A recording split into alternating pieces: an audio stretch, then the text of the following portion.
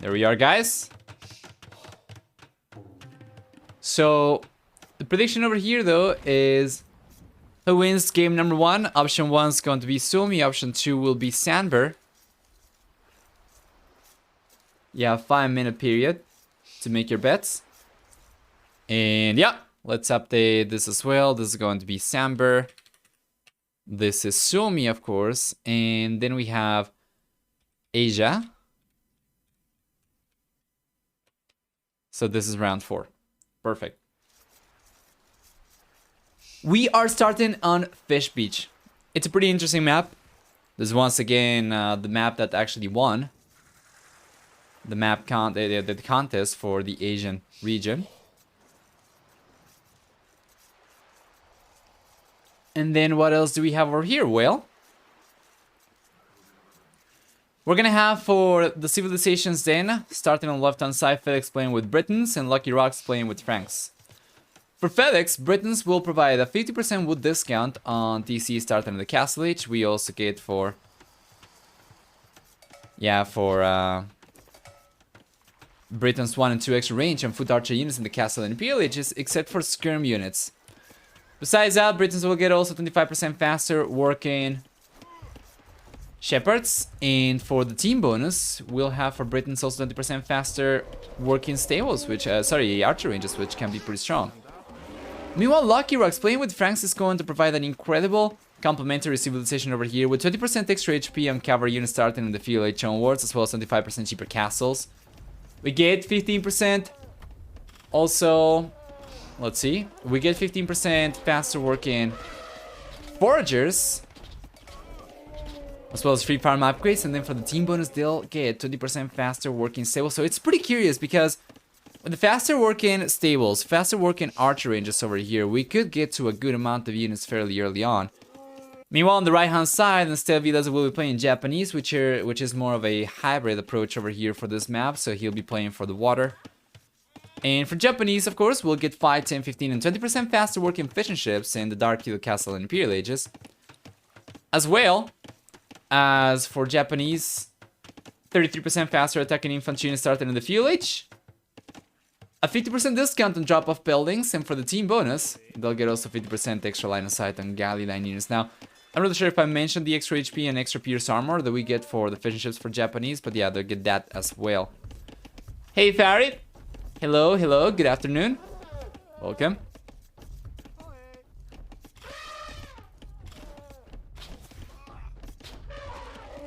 Beautiful.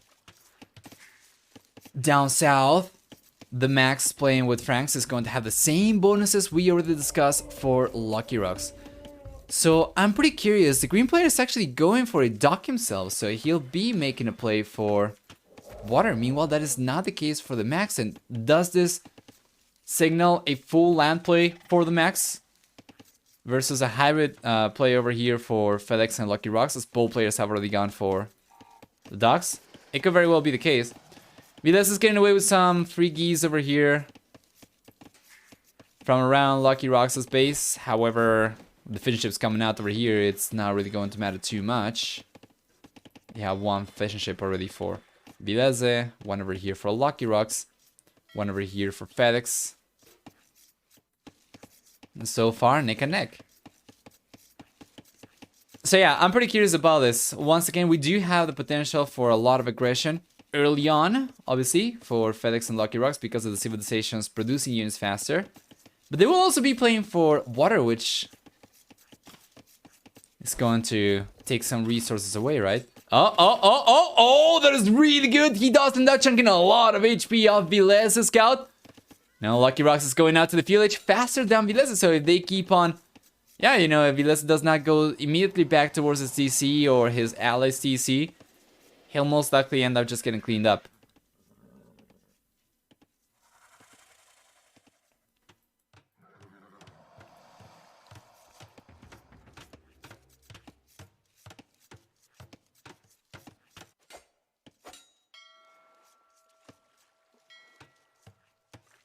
Beautiful.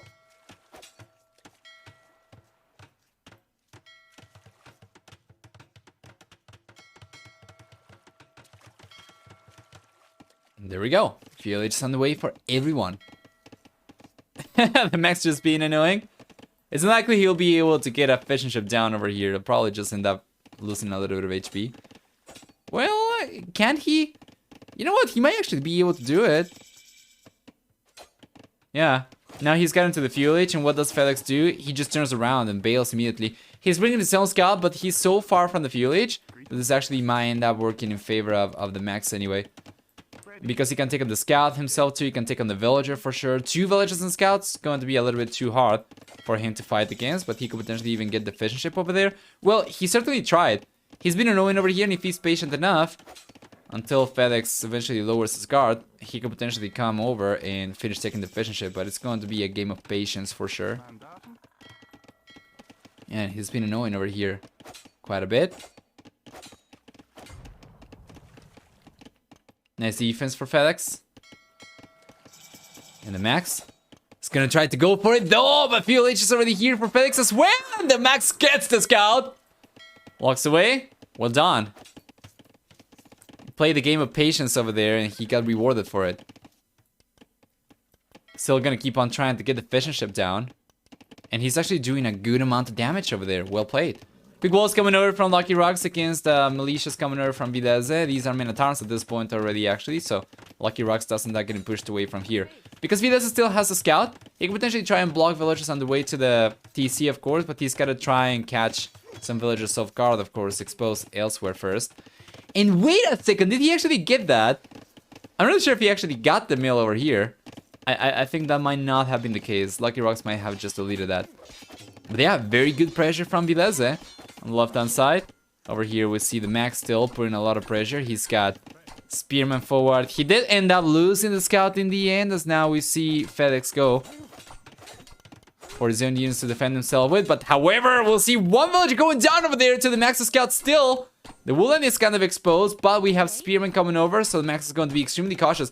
He's doing so much damage with so little.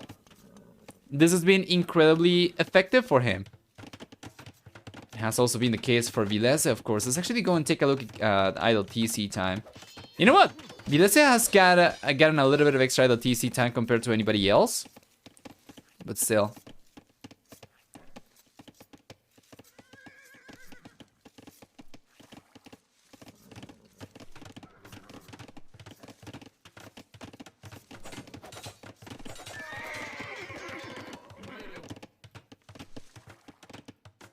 There we go.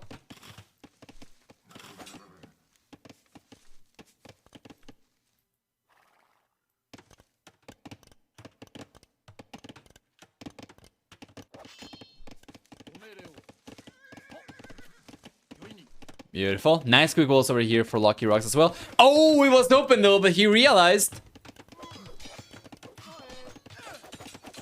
Suomi's not letting go. They just keep on piling pressure up. Interestingly enough, while going for the land push over here, Villese has actually been going for fire galleys himself, and now he's pushing Lucky Roxx away from water as well, while Lucky Roxx got nothing to defend the water himself with. See only the one fire galley from Fedex over here, but because the Max never went for water, it doesn't make much of a difference at all. And now we see some archers coming over from Fedex, but yeah, Max is already getting the walls up over here. He's still kind of open though, so we'll see. But he's trying to get the walls up. He's going for a contingency tower over here, and I think he should be able to get this one up. So doesn't seem like Max is going to be taking too much damage. Meanwhile, up north over here, Villese and Max still roaming around together as a team on land, have been able to keep up with worker count and even get ahead right now, despite one of the players not having gone for water whatsoever. They've been able to get the most damage done. They've been able to get ahead in military count as well, and yeah, it's been super rough for Sanber so far.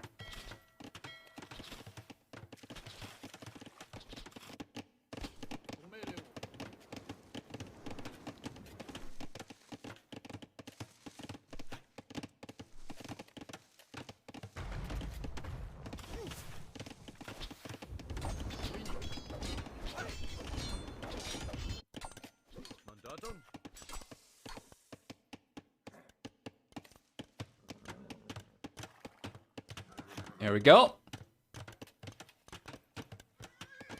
Go Sanber, let the gale end in first place.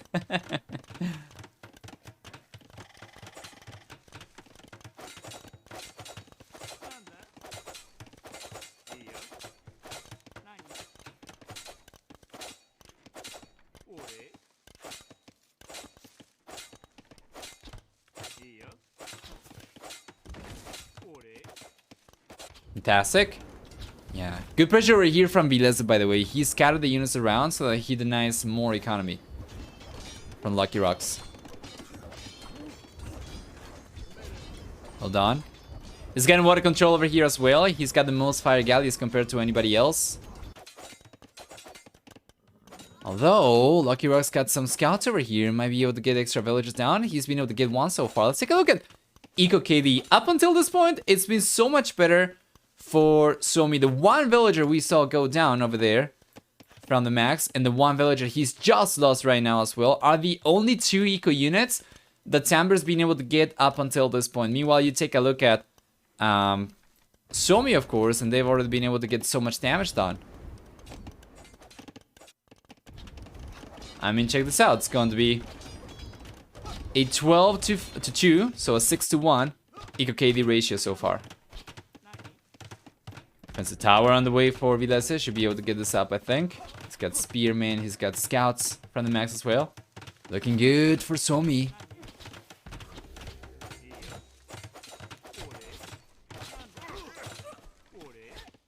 There you are. One extra villager goes down for Villese in the end, though. Still looking much stronger, though, with 13 to 3. Eco KD right now in favor of Suomi. They'll have a player going out to the Castle Age. We're going to see a player go out to the Castle Age from Sanber as well. And so far, you know, the game has been pretty even up until this point. Sanber is starting to get a nice little lead in military, though. So this could potentially make a big difference as, yeah, it seems men at arms over here, whatever we had left for Villese has gone down. Or to either towers or units. It's gonna be left only on archers here. Fairly small amount of scouts for the max to work with as well, and very good unit control is going to allow Lucky Roxx to take this engagement and take most of those scouts down. Castle Age is here already for Fedex, so what do we have? We have double archer ranges ready to produce. He's got crossbow upgrade and bulking arrow coming up, plus a good amount of archers coming forward. That's going to be 11 archers moving in. Now the max has got into the Castle Age himself, and he's got knights to work with. As long as we retain a meat shield for Fedex's crossbows to work out of, even if it's just like scout cavalry, potentially light cavalry once Lucky Roxx gets eventually to the Castle Age, it's not going to be good enough for these crossbows to work out of, and it's going to be the most important thing, right? The crossbows just need a decent meat shield, and then they're going to be unstoppable. Max starting to pump a few knights over here. Let's see. Ideally, we're gonna get ballistics very soon for Fedex as well. Let's take a look to see if he's got a university. Not a university on the way just yet.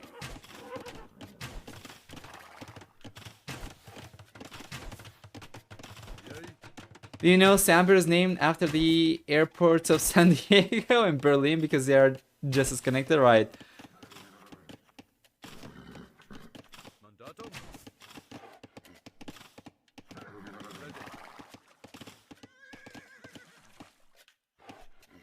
Beautiful.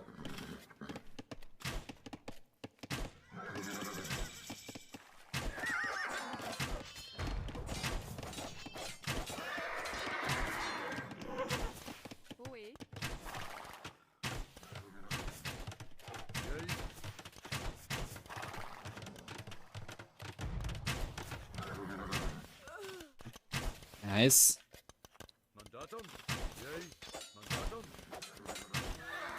Looking pretty good right now. These crossbows will not clean up the knights.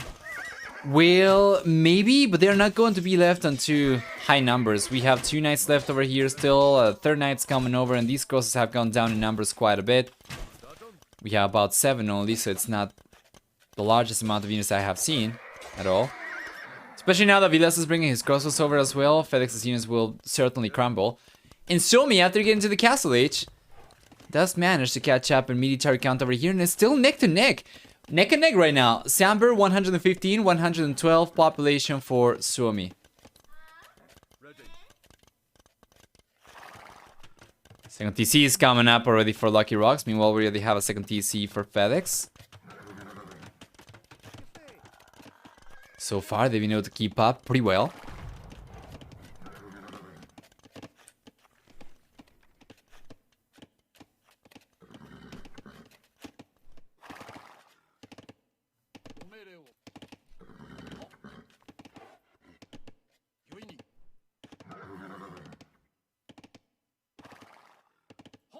There we go. Here comes the Max. Here comes Villese. Extra crossbows coming over from Fedex though. He's just trying to go around the boulders. Oh, he managed to find a nice little nuke over here. Plus these crossbows coming over. Yeah.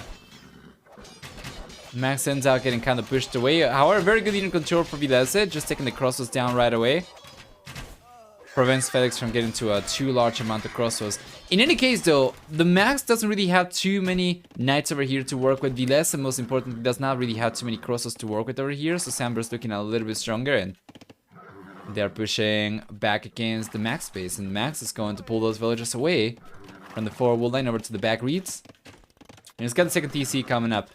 Water control is going to become extremely important very soon, especially for the Max, because of these resources not being quite as long lasting. We have only 50 wood per reed as opposed to 100. So he does kind of need some sort of water presence in order to secure the woods outside. Otherwise, it could be kind of rough. Up until this point though, Villese has been the player with the best position on water. He's got 3 fire galleys versus only 1 over here from Fedex. But the numbers are so low that it wouldn't take too much for Sanber to potentially get water control if they wanted to go for it right now.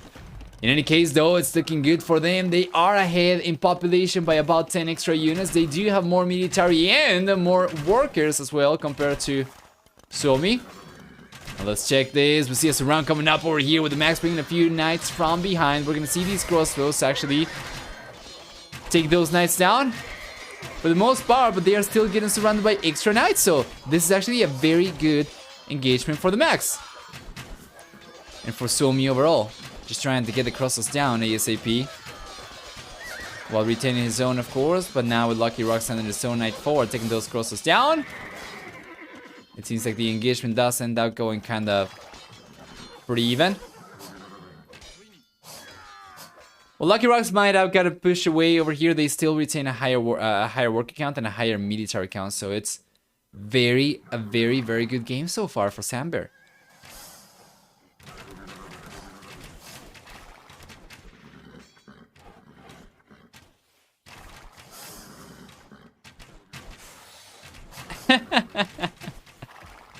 Yeah, anyway, that seems about correct.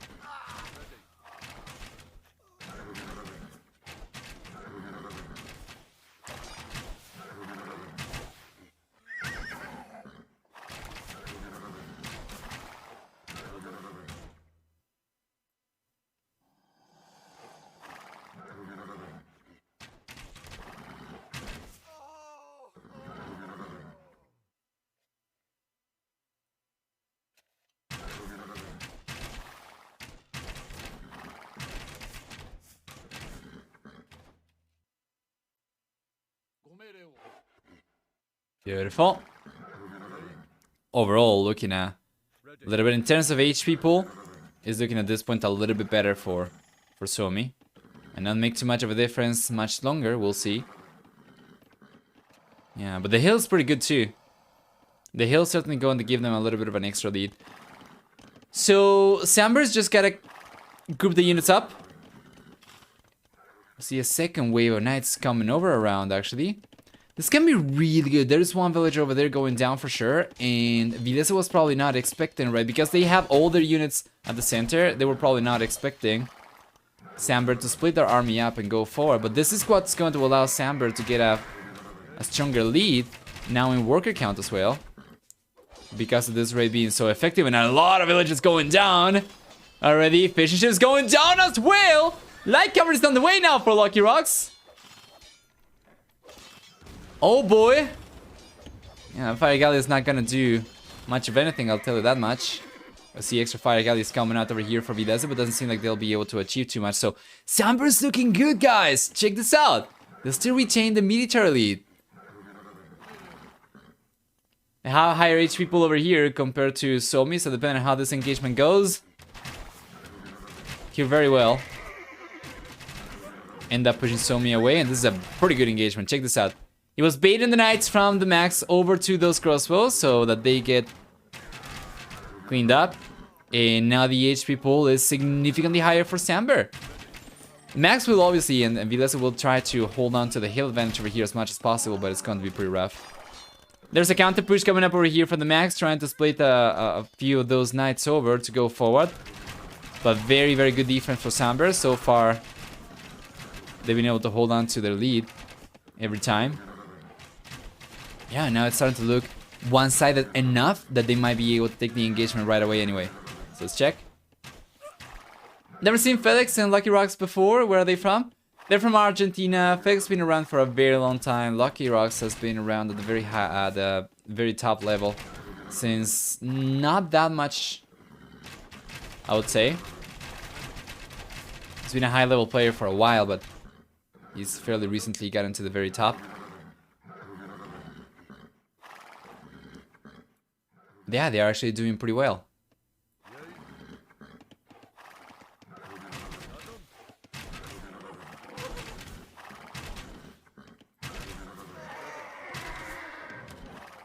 Trivia, Fedex is also a Grand Chess Master. Chess Grandmaster, sorry. Yes, that is correct. As a matter of fact, I remember he in the past had some difficulties with some tournaments because I happened to participate in chess tournaments too.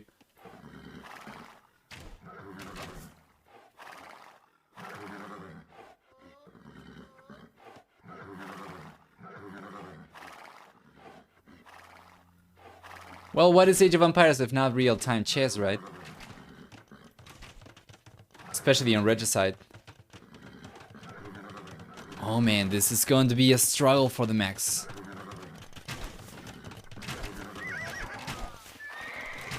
To be fair, if he brings these knights together with the rest of the knights he's got right now, HP pool will probably look a little bit higher for Suomi.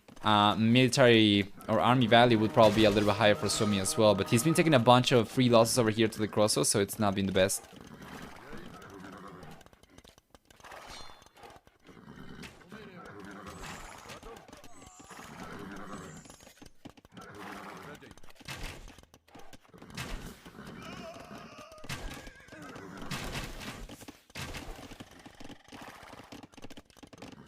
Beautiful. Oh man, that's gonna be rough. This is about to get very rough for the Max. Bunch of villagers going down already. Make that 5. Close to it. And here come the units. From Suomi now, has Sanber overextended here? Let's select everything because the Max has been going for a very nasty military production. They do have a much higher HP pool to work with over here. Except that they don't have anywhere near as many crossbows, so this could still make a big difference, and we'll see. There we go. Alright.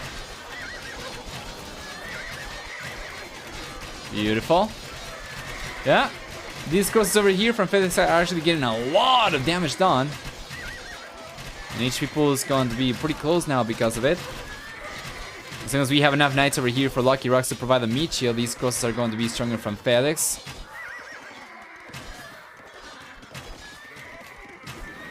And he's taking all these knights down. Well done! Well done! Sanber retains the military lead by quite a bit. Not even by a small margin, but by quite a bit.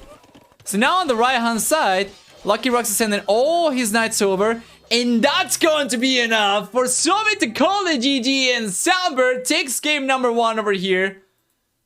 And now I wouldn't say this is what most people would have expected to see in the series to begin with, but that was an incredible, well-played game from Sanber. Well done. You do retain a better than 1-to-1 KD ratio with very close to 3-to-2 for Fedex and Lucky Roxx, a little bit higher than 5-to-4. While for economy, well, a much stronger economy for Sanber towards the end as well. That was very interesting. That was a really interesting game. Going back, of course, I imagine Suomi would have prefer to go for water in the end. Like the Max did not go for it, only Villese went for it. I think that's one of the things that allowed Sanber to get ahead from the very beginning. And Sanber played an incredible game to retain the lead for as long as they did and expand onto it. Against Suomi, it's not going to be an easy thing to do, but yeah, well played. Pretty sure Suomi is going to be taking notes from this game for the future.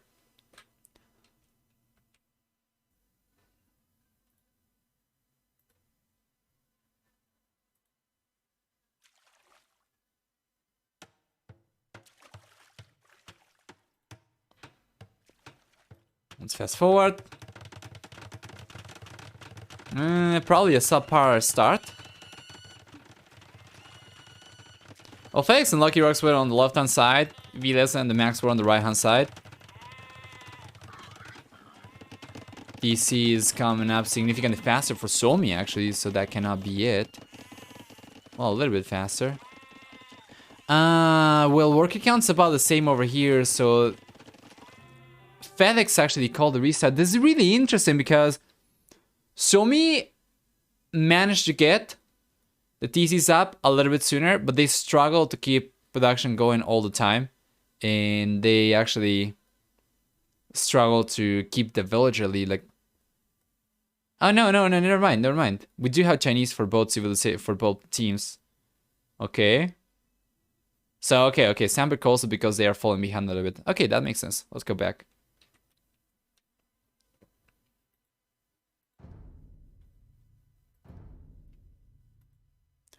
You see how great the spoiler protection feature on the dashboard is? Now, we know the Darva is Carrots playing versus Sleepy's over here, but you cannot see the map, you cannot see the civilizations, you cannot see the units they're going for, so you're not getting spoiled. And we can still wait for this one to begin. It's only about 20 seconds.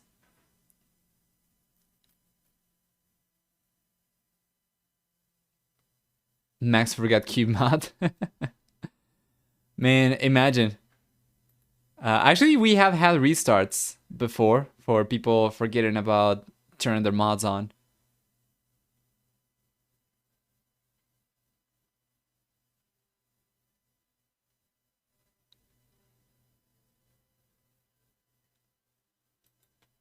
All right. Let's pay prediction off for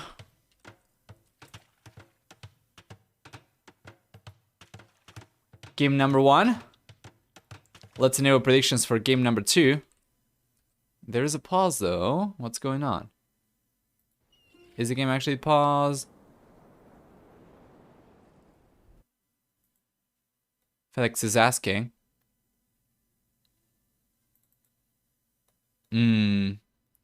IP1 doesn't have any shorefish, but there isn't any shorefish over here.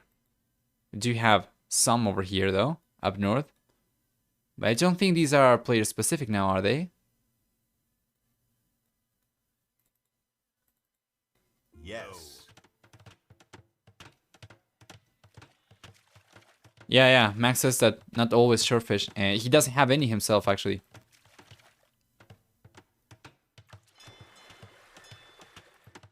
Alright.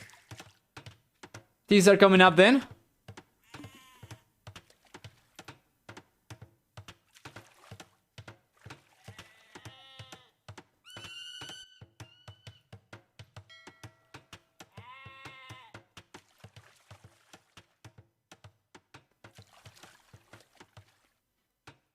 Let's see, alright. Here we go.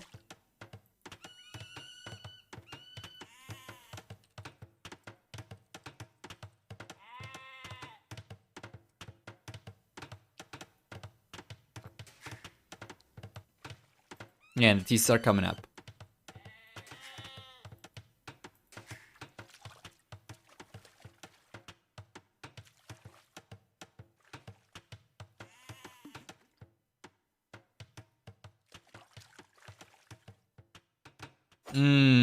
Okay. This is yeah, Villese was talking to me about this. Alright. Doesn't that pushing Villese away? Hold on. Need to talk to the players.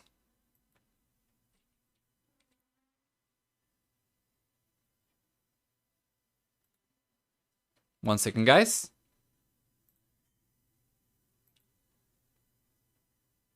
Uh, 14, am I muted over here? No, not yet. I was talking to the team because we have a situation over here. You can see that one of the players does not really have shorefish. So, because currently the map does not really spawn player-specific shorefish, it's technically not bugged out, but it can be unfair, so we are offering a solution over here. Matt Cather is actually going to try and fix this so that all the starting islands get shorefish around, but that's going to require the players to play this one. Alright.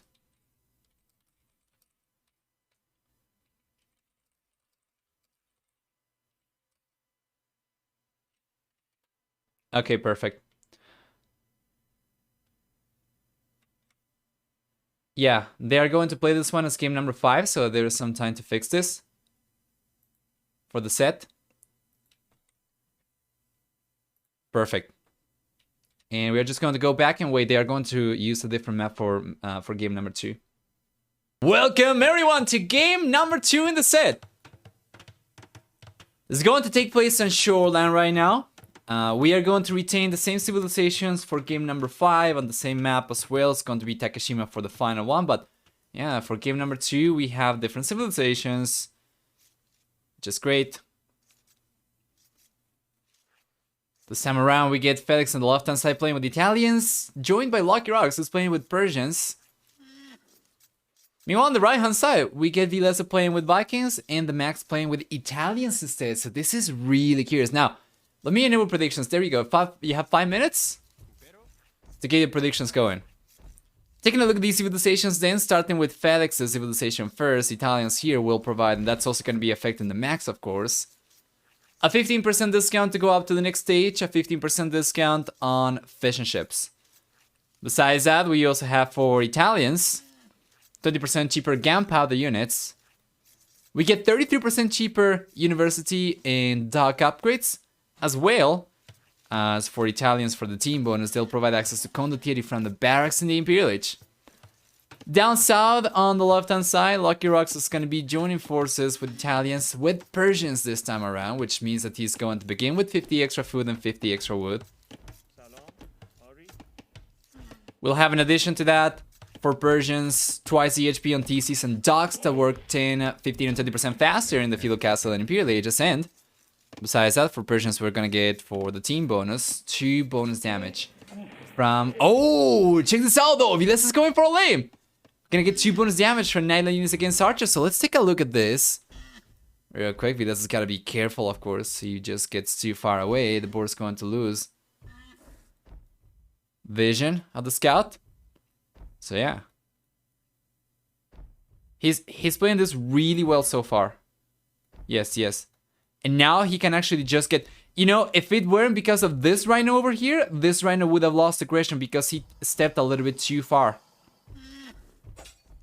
Check this out. He's actually getting away with it. He's got to send the villager over though. Because the scout's not going to have too much HP for too long. And there we go. The rhino's going back. But this could have been still good for him if he had sent a villager over though. Now he cannot do it. Microing too hard.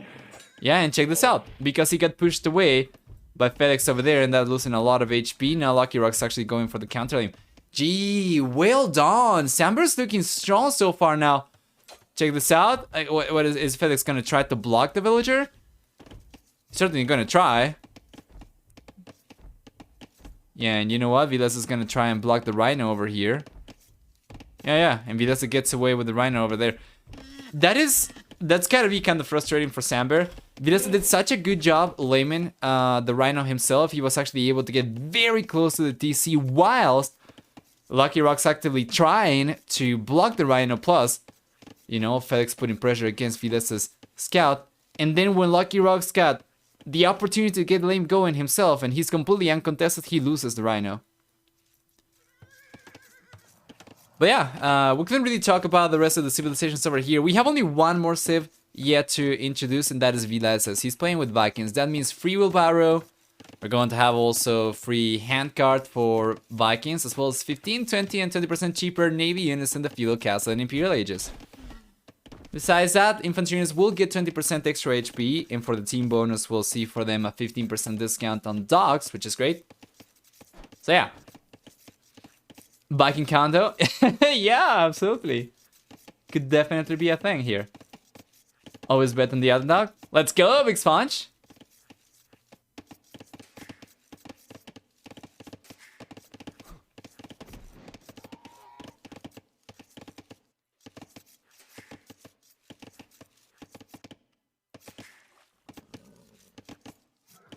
Nice, there we go.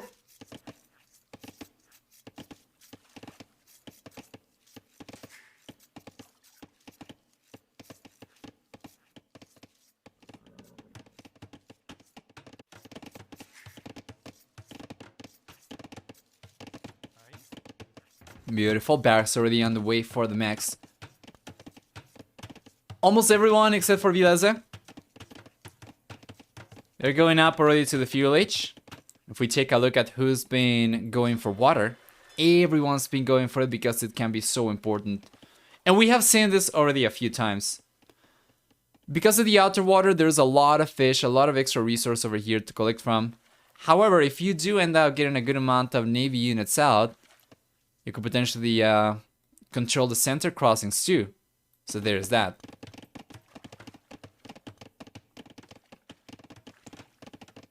Do you agree that Zippy Pog is the poggest emote ever? I actually would have liked to see something like that. Yeah. For when they were doing like different pogs every day. That would have been pretty good.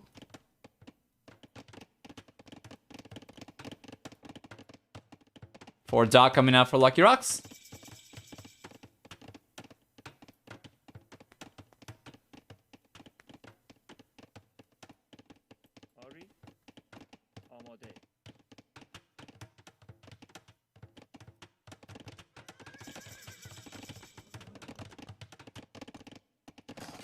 Here comes some militias from the max.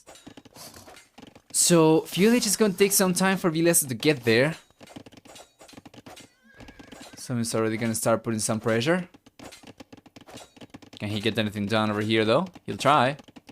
Fedex is probably aware of this. Not quite.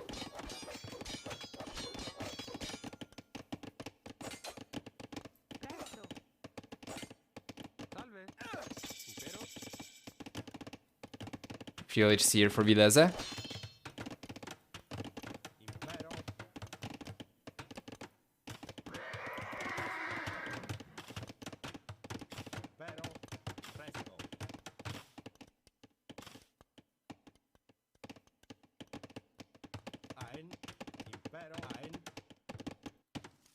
Down south, the walls are coming out for Villese. We see the scout over there for Lucky Roxx, but it's unlikely he'll be able to do too much. He's just been thinking of going for Navy as his cat fire galleys queued up. Not too much land pressure is going to be coming Villese's way at all. And yeah, the Max seems to be the only player right now going for some sort of land push. Even up north over here, Fedex just going to be trying to go for fire galleys himself just to try and get water control. We saw something similar to this in the previous set that we cast using recorder games. I think for game number 2, for game number 5 if I'm not mistaken.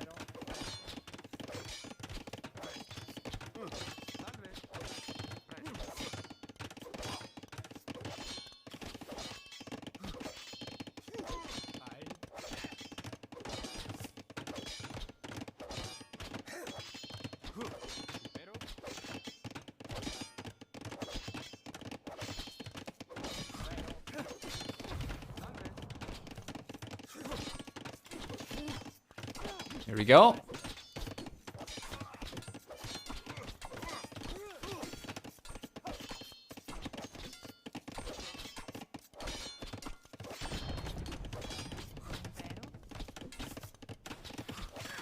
Beautiful. One villager goes down. Is that gonna be worth it? Well, he went for 3 Minotaurs, 2 archers, a spearman over there, was able to get 1 villager.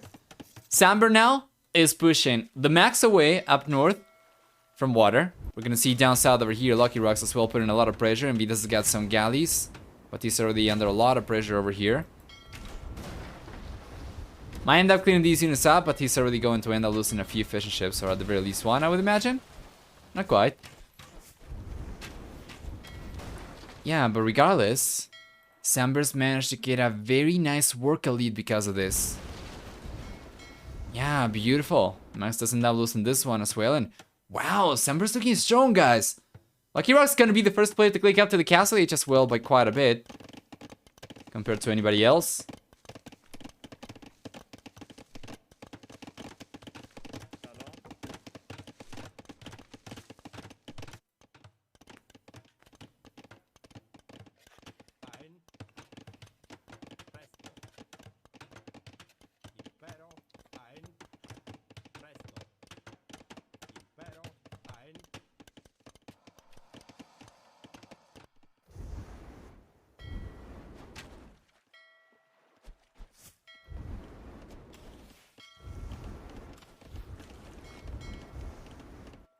There we go. Oh yeah. He's not going up just yet. Definitely seemed like he was gonna be on his way much faster. Yeah, now the Max is putting some pressure around Lucky Roxx's space. So what is taking so long? He ended up losing the fishing ships. That's what's taking so long. Lucky Roxx had almost enough food to go up. Now he's got only 2 farms over here to work with.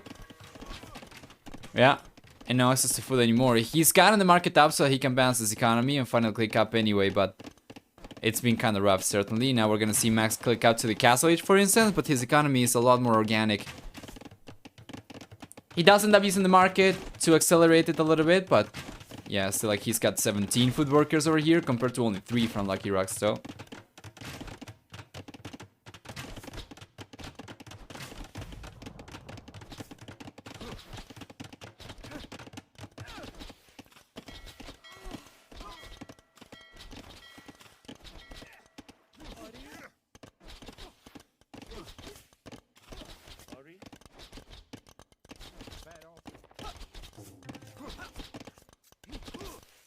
There we go.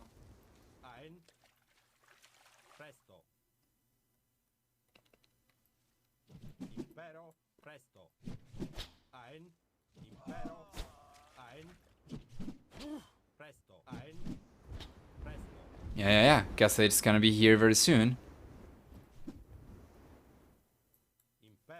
For Lucky Roxx. It's gonna be here very soon for the Max. Is on the way for Fedex. It's gonna be on the way for Villese. Pretty neck and neck still. I am not the biggest fan of Fedex and Lucky Roxx both sticking to just fire galleys. I don't think it's going to be the way to go. It's not even going to scale that well in the Castle Age when going for the War Galley upgrade compared to War Galleys, right? So, or even compared to standard galleys, if you get a good amount, you should still be able to take care of fire ships. So I'm not the biggest fan of the unit choice here so far for Sanber, and that tells me that Suomi is going to end up getting water control. This can make a huge difference, even if Sanber is going for pressure a little bit earlier, right? And we are going to see a 4 siege workshop over here. Fedex is bringing a few archers, and we have knights on the way for Lucky Roxx. If they do end up losing water control and they are unable to straight out kill Villese here, to straight out suppress one player from Suomi, they will end up falling behind quite a bit.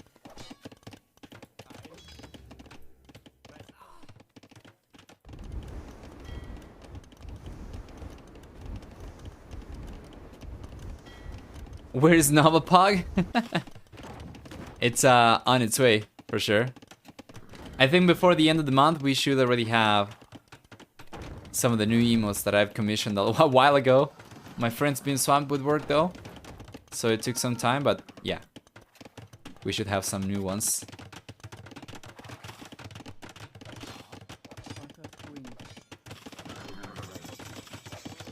Nice push. Forcing a defense tower over here for Villese. As Castle Age is here for Fedex, gotta be careful. He lost 2 archers over here already to a TC, so that's not ideal. This will be crossbows. He'll get Bucking Arrow in a moment as well. But yeah, once again, he's gotta do so much damage over here in order to compensate for potentially losing water. And he's been struggling.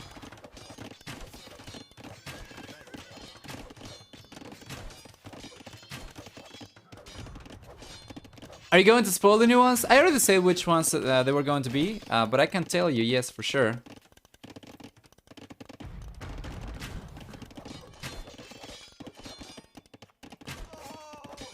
Nice round over here. Beautiful defense for the Max. Providing some support for Villese. Yeah. And now military counts a little bit higher for Suomi. They do have a lot of extra navy units, and mainly Villese over here as well is going to control the crossings. So yeah, doesn't seem like Lucky Roxx will actually be able to take advantage of this for Siege Workshop. Doesn't seem like he'll be able to get too much done whatsoever anymore. And unless Sanber's able to come back on water, doesn't seem like yeah, like Sanber will be able to come back over here on water. Themselves won't be able to catch back up. Nice push from the Max as well. So for the new emotes, if you're curious about them, we are going to have Nova Jinx.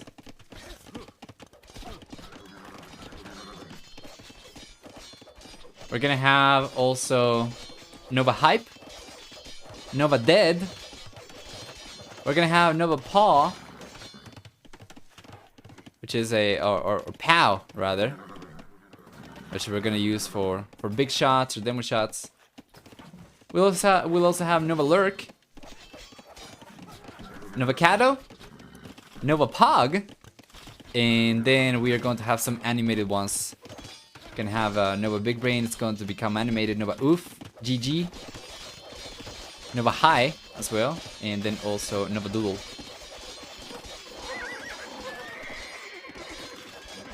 Beautiful. Yeah, this is a very nice push though. The Max does end up coming out on top. Does get pushed away because of the TC. Yeah, now Fedex providing some support. So I'm still looking pretty good though.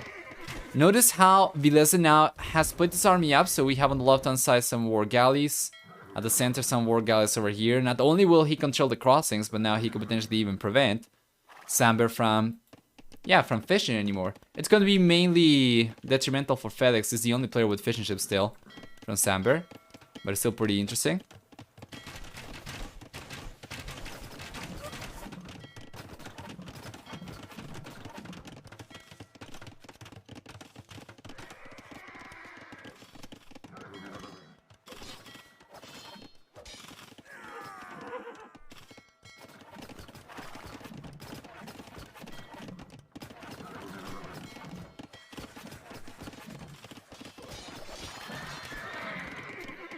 Beautiful defense. Well done. Sanber's been able to hold on to their own on land. This is the reason why that might not be enough though. Villese is completely surrounding Lucky Roxx's side already. And wouldn't be surprised if also even Fedex's side got surrounded very soon after all. Villese has got more longboats coming out too, which is great.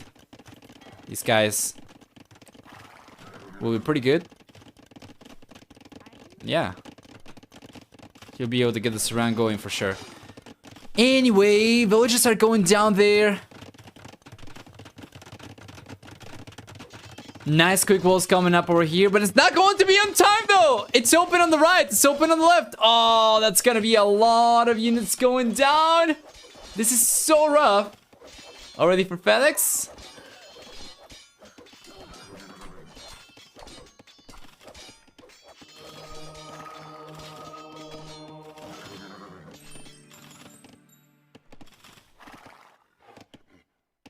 There you go.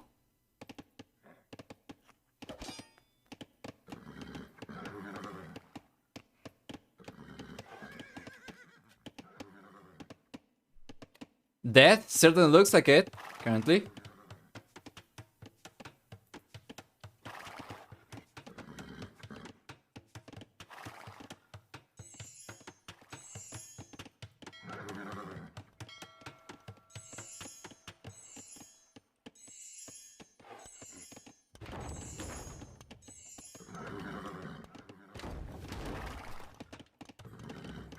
Beautiful. Now this for Siege Workshop is going to be a lot more useful, of course, compared to what we had earlier for Sanber. Interestingly enough, Fedex and Lucky Roxx managed to sneak their way into Villese's economy, but Suomi is still looking so much stronger. Villese has not really taken too many losses over here, and he's got additional wood lines to collect from, so it's going to be fine. And Imperial is on the way for Fedex now. as well, so much faster compared to anybody else. I guess it is possible for them to potentially come back over here, we'll see.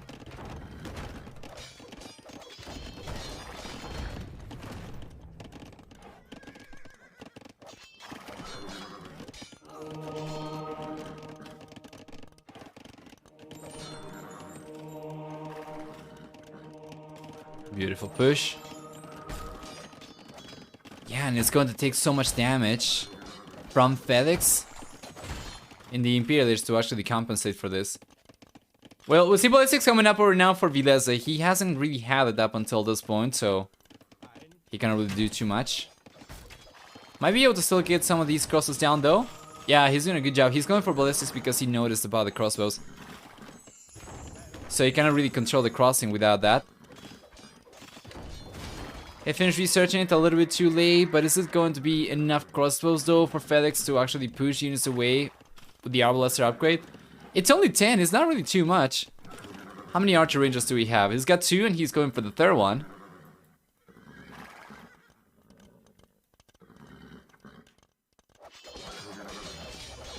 So yeah, it doesn't seem like it's going to be a particularly scary amount of Arbalesters. Meanwhile, Suomi is going to have the Max going up to the Imperial Age as well.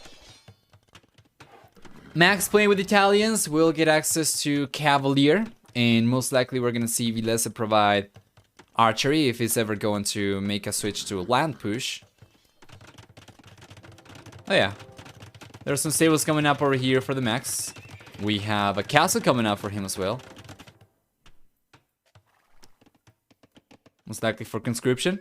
Potentially for trebuchets too, but honestly there is only one TC over here for Fedex. It would only take a fairly small amount of Cavalier for him to take the TC down and basically stripe Fedex from any defenses.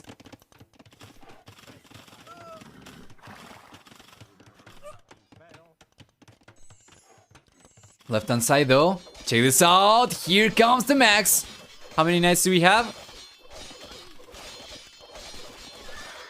It's got 13 knights roaming around, completely denying Lucky Roxx's economy. And yeah, the villager count very soon, especially with this pressure, if it continues like this, it's going to be twice as high for Suomi.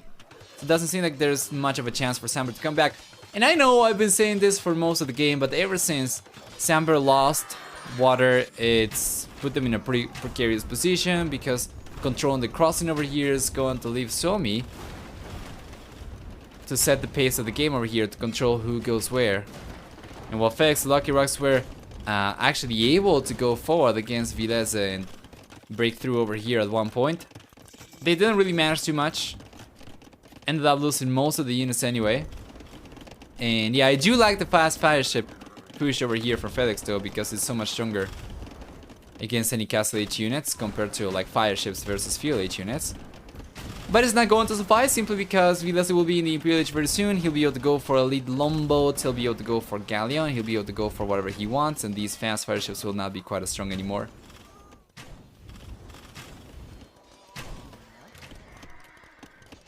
Nice push from Fedex. Only now going for Arbalesters though. But yeah, as soon as we get Cavalier and Plate Barden armor, this should leave Max in a pretty good spot.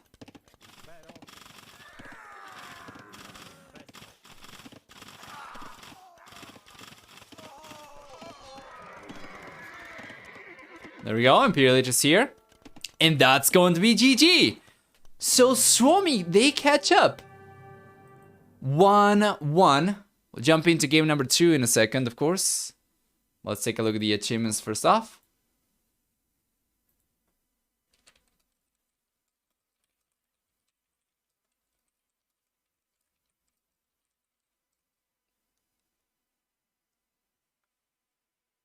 We'll see for economy. A pretty strong economy over here for Suomi. Pretty nice KD overall, an average significantly higher, and then for society we're gonna see a higher worker count for Villese and the Max. So yeah. Matt Cather, being the incredible scripter he is, actually has already provided a fix for the map, and he had a good point actually. It's probably better to just update the map pack afterwards, not while other series are taking place. And he's already provided a fixed version of the map.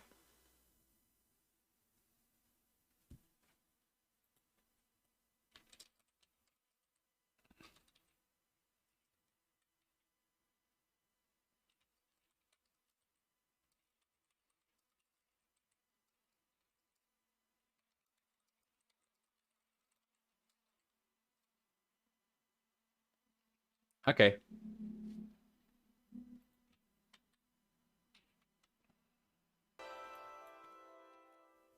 Because they already know the civilizations they'll be using for Takashima. I call prediction off and start it once again because we have different positions for the players over here. There we are. Who wins game number 3? You have 5 minutes. But yeah, still this one, and the next one, of course, will take a little bit of time getting set up. So, Max is playing Chimera over here on the left-hand side. He'll be facing Fedex this time around, and Fedex playing with Saracens. Meanwhile, Lucky Roxx is on the right-hand side with Chimera himself, and he's gonna be facing Villese now. We talked about Chimera already. For Saracens, for Fedex, who's gonna be supporting Lucky Roxx's push over here, Saracens will get, first off, 10 extra HP on Camel Rider units. We also get for Saracens, on top of that, cheaper markets, trade resources for cheaper. And then for the team bonus, we'll see 2 bonus damage from archer units against buildings.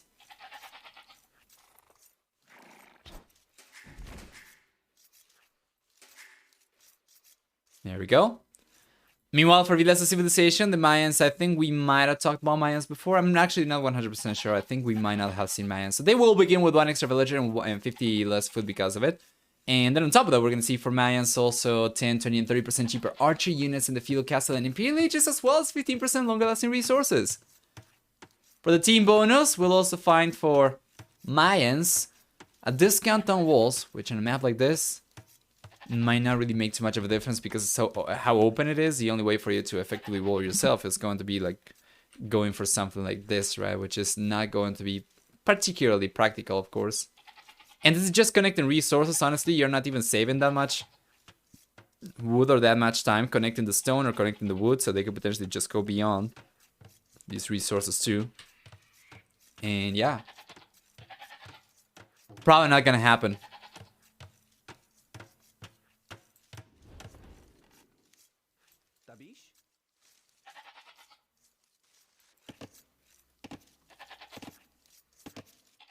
Let's take a look at the TC location for each player. Starting on the left-hand side. Hey, Viperina. Hi. So Fedex is the westmost player in this game. He's got on the TC right next to one pile of lumber. He does have additional piles of lumber. They will be a little bit far away, with one towards the northeast of the TC, the other one towards the southeast of the TC as well, both these to the east. So kind of facing Lucky Roxx. One forward, potentially facing the max, and the other one on the back. The pile of food, where is he? Oh man, the pile of food is so far away. This is so rough for Fedex. Check this out. It's so far away from the TC. Doesn't seem like he's going to have any gold or anything either as well, because the gold over here is super forward. The stone over here is super forward. He does have a little bit of a back stone. It's going to be 3 tiles, and we do have one side gold over here, but it's so far away towards Lucky Roxx's side that I'm really sure Fedex actually will be able to take advantage of it. So it's not the best TC location for the blue player whatsoever. If we take a look at green, on the right hand side over here, Fedex's teammate will get the TC up right next to a pile of lumber. However, it's, yeah, over here.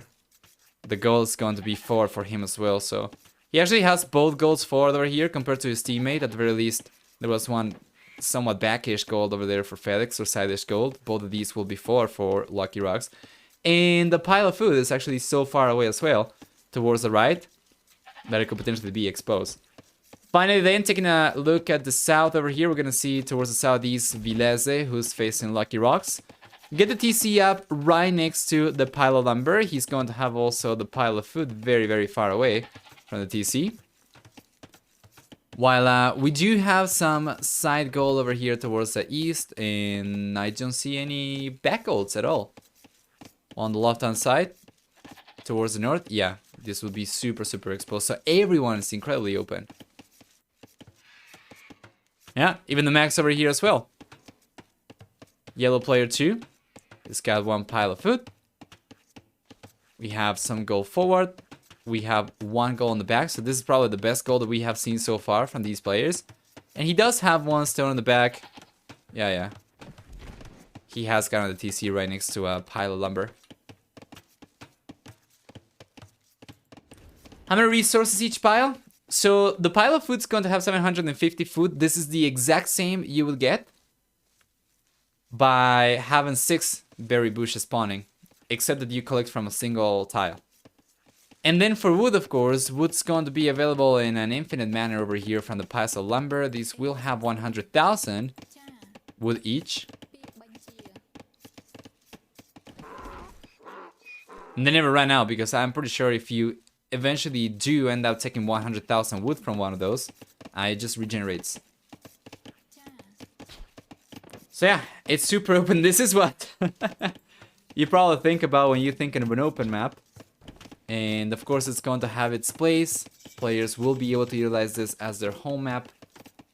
And this is exactly what Sanber has gone for. They have decided to make this their home map, so they must have something planned for this.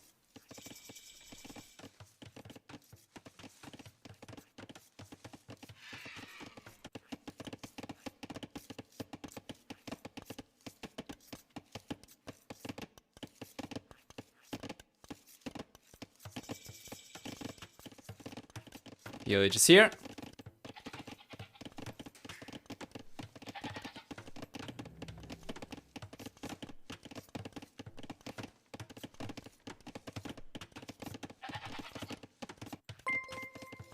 Yo, Miguel! Dude, thank you so much for the raid. It's appreciated, and welcome everyone. We actually cast your set versus Fox Beta earlier today using recorded games before this one started. GG's. And what's why in the corners? So, to the sides of the map we do have relics, but those are guarded by Gaia troops. These are not particularly strong units. We have like raiders, we have archers over here. These are pretty weak, but you cannot just go forward and collect the relics. You need to try and clean those units up. So it's going to take a little bit more effort, for sure. No larger ranges already on the way for Fedex. This can be really strong. The Max has already been going for scouts himself, though. And then on the right-hand side, we can say the exact same thing over here as well. Lucky Roxx got his own scouts, and then down south over here towards the east, Villese has got the double archer ranges already up. He's going for a blacksmith, but no archers just yet. He's got only 1, though, I think. Yeah, and he's going for a few more. So it's going to be the exact same situation on the left and right-hand side. It's just going to be in burst. Here comes Villese. He's going for it. Seems like he's going to try to join the Max to go for a joint push against Fedex. And what do they know? Fedex has actually flared the Max scouts. Wasn't able to finish collecting the food over here, of course, because it was so exposed. And that will probably be the case for basically anyone, right? Because the piles of food are so far away for everyone. Although Villese already managed to get some spearmen out over here, he should be able to finish collecting from those resources, which is going to make a big difference, of course. And Fedex going for a tower, and he's collecting the 4 gold. We noticed earlier that he had 1 back gold facing Lucky Roxx, kind of like a side-ish back gold, but he is going for the 4-1.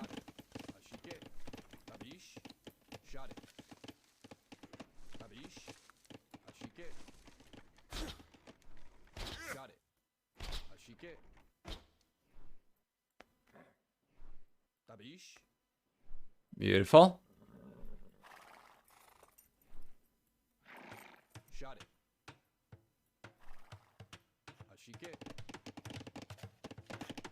They're going straight up against Lucky Roxx. They weren't able to do too much damage against Fedex. So they're moving on against the next player. Meanwhile, Lucky Roxx has been unable to do too much over here against Villese himself. Where are Fedex's units? He's got 6 archers. And he's got them here on the left-hand side. Plus he's got some garrison, and yeah, he'll need some support, of course, from Lucky Roxx before they are able to take an engagement over here to speak up. But notice how Fedex might have kind of fallen behind in military production, mostly because of trying to rush the castle age instead. This is kind of risky for Sanber. If they are able to clutch this one up and get to the castle age, right, we're going to see Fedex go up. it could make a big difference. He's been utilizing the Saracen market in order to go up as fast as possible. He struggled a little bit, but he's on his way up finally. While the Max, interestingly enough, he's gone for a good amount of scouts. Actually, he's got more scouts right now compared to Lucky Roxx, while still having close to enough resource to click out to the Castle Age without having to do any market shenanigans, so it's looking pretty good.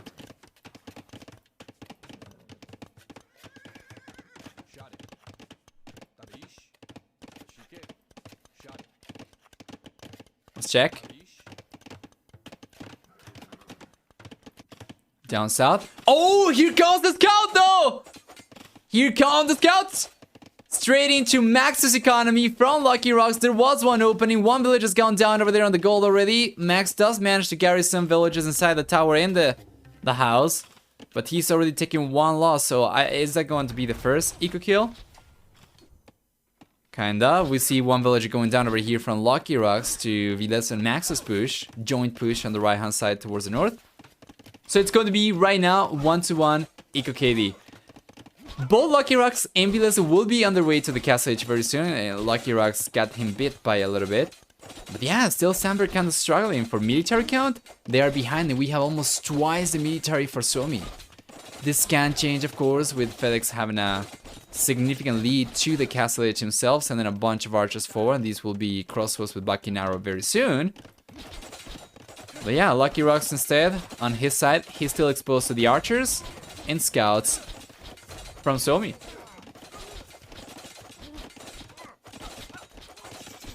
Didn't realize that he changed his name. He didn't change it back. I changed it before starting before showing the game.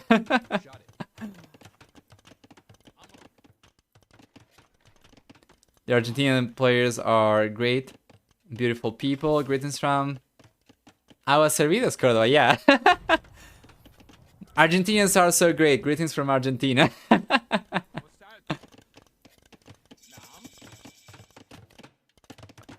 There you go. Lucky Roxx gonna be in the Castle Age very soon, but this can be really good. Fedex already has the crossbow upgrade. It's got Black and Arrow. Meanwhile, the Max, let's get into the Castle Age, but he can only go for knights himself. How many stables do we have? It's got 2 stables, I think. Right hand side, still very nice push over here. At the very least, they're able to take the blacksmith down from Lucky Roxx. Yeah, but it might not matter too much. What's most important over here, down south towards the left, is Fedex's crossbows. He's got ballistics coming out now too, which is great.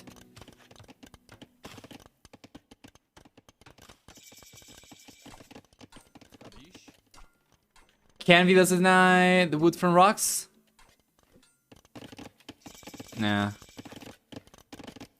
It's really next to really close to the TC. These archers won't be able to. Once he gets to the crossbow upgrade and Black and Arrow, then he should be able to. Otherwise, not quite. Alright, he's got ballistics right now. Should be able to do a lot more damage from the distance. However, he's struggling because Max's unit control over here is pretty good. Max's awareness is pretty good. Yeah, not a single villager goes down over here anymore. He did end up losing a few earlier, but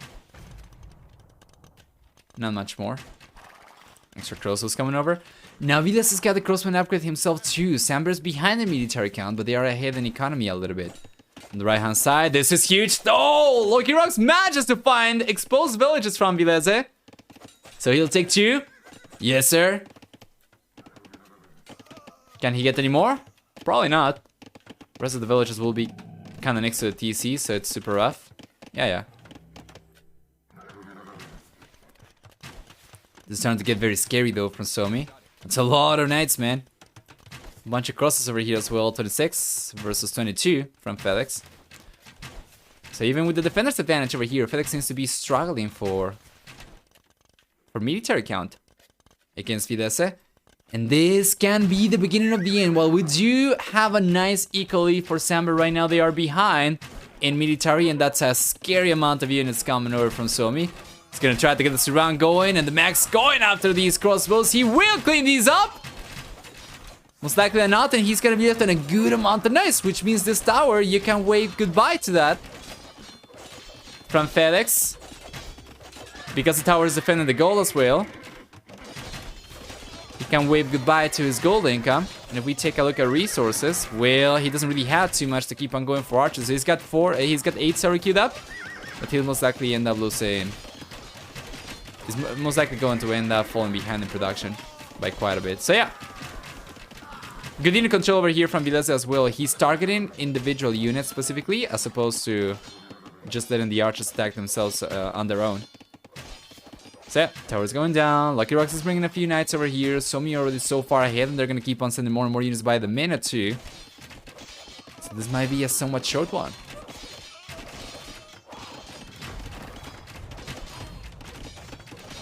Okay, thank you, Kyoto. Thank you for the heads up. Thank you for the update. Yeah, nice defense. But still a bunch of villagers went down over there. Interestingly enough, Sanber manages to retain a villager lead.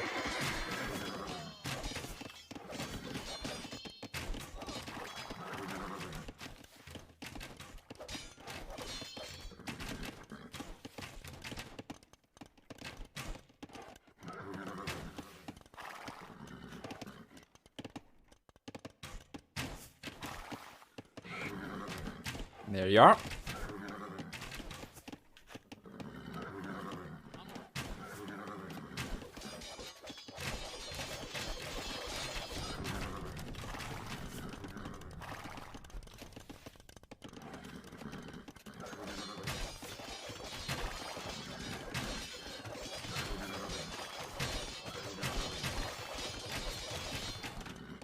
Beautiful. Yeah, beautiful pushback over here. Sanber actually managed to get a little bit of a lead. The momentum they got after pushing Suomi away from Fedex's base, they're looking good. They actually have more units. They have a higher HP pool over here and more units compared to Suomi. And here comes Lucky Roxx. He was trying to surround those archers. Cannot do it. Good unit control for the max. But this is really rough for Suomi. You know what? Sanber's looking strong. If they can get a good cleanup over here. We have a very similar situation to what we had before. If Sanber can get a good cleanup over here, they should have some momentum still to keep on putting pressure, pushing, potentially taking the tower down, removing defenses for those villagers. But because of the defender's advantage over here, actually the Max might be able to hold on his own just fine. So what do we see? We're going to see Sanber be extremely cautious over here and bail. They retain a 9 military lead as well as a 4 worker lead. And they are just trying to avoid overextending over here to try and hold on to the lead as much as possible.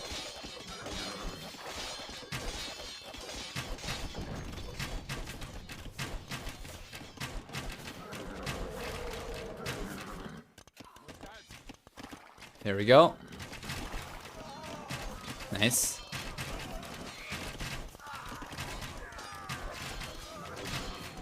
Yeah. Villese will most likely end up losing these archers. And the Max is just going forward himself, trying to get some damage done. It doesn't seem like it's going to work. We have a lot of defensive units for Lucky Roxx over here, so Suomi falls behind significantly in military. I was not expecting to see this at all. But yeah, with like cavalry coming out right now for Lucky Roxx as well. If knights were not enough pressure, now he's not even going to need gold to keep on going. And yeah, Fedex has lost a bunch of villagers though. Indeed, they have not been producing villagers for too long, but it doesn't matter. So we actually calls the GG over here. The military lead we have for Sanber was yeah, was enough for them to take this one, and Sanber will end up taking this. So Fedex, of course, was not looking particularly strong over here. Still managed to take this one, interestingly enough. I think Suomi probably would have been able to come back over here, maybe. Can we see idle TC time? Yeah, sure. 11 minutes, close to 12 minutes of idle TC time over here for Fedex. It's just been going for military production non-stop all game long. So yeah, incredible economy for Fedex over here. But you know what? It works. We have seen Hoang actually pull this off so many times before. Might have been exactly the plan. The course of action for Fedex over here in Lucky Roxx to just commit for full military over here. And after all, the map is so open that with a good military lead, you do end up coming out on top. So for military, we see a very nice KD over here for Lucky Roxx. Fedex does end up getting a little bit less than 1-1, but still pretty good. All things considered, for economy, actually stronger economy over here for Sanber by a little bit. Managed to collect more resources compared to Suomi. And then for society, they did fall behind a little bit, especially Fedex. In the last couple minutes, he just kept on losing more and more villagers. Towards the end, he went down to almost nothing, right? 11. But they still had some momentum and were able to take this one. So let's go back, sorry. And I'm pretty sure there are more as well, not just that one. But yeah, it's definitely going to be up to them, of course. So anyway, I'd love to see these more unorthodox maps in ranked ladder. That'd be interesting. I would imagine, though, to be fair, given how Arabia dominant the ladder is with the favorite map and map ban system, like 90% of the games are played on Arabia anyway, I don't think you would actually have much of a chance to use them, because a style like this, I'm pretty sure, like the vast majority of the player base is not going to bother trying to perfect, because it's going to be useful for like this one map, right? On some of these, for instance, this one, for instance, it's going to be so good for Chinese because of the extra villagers and the ability to collect fish from the get-go. But yeah, it might not actually make too much of a difference. I would say we'll probably still have the same amount of Arabia. There are unorthodox maps in the map pool sometimes, like Wolf Hill, Nile Delta. Yeah, well, Nile Delta will be another example, right?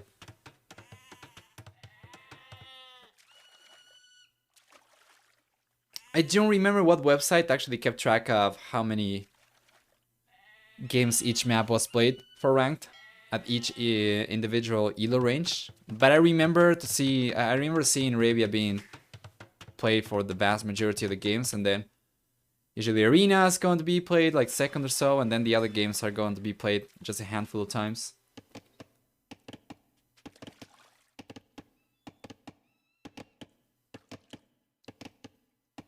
Usually people will vote the same maps like Mega Random and Nomad, and you won't get any interesting maps.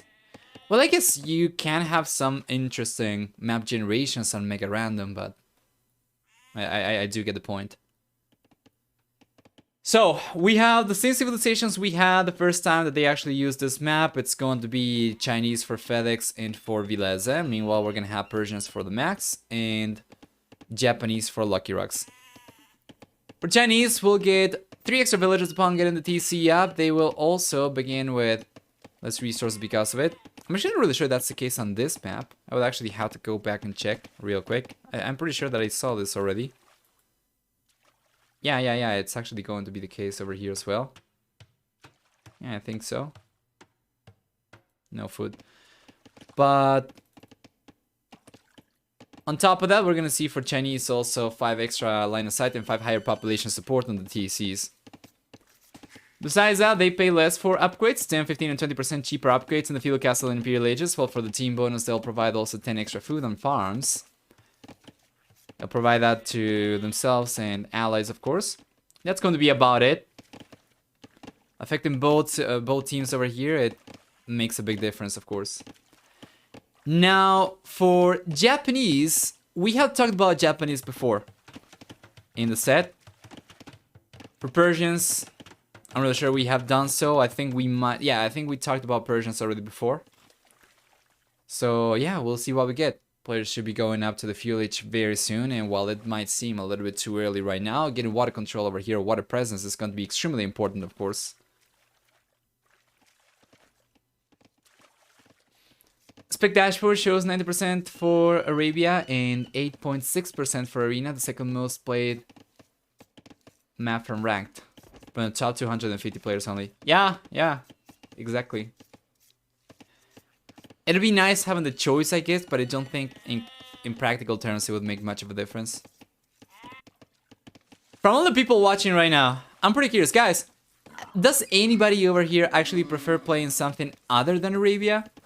And if so, do you ban Arabia when you are searching for ranked games, and do you actually manage to find games, or does ban Arabia actually result in a lot longer queue time? By the way, Lucky Roxx with a rough start over here, losing a villager to the board already.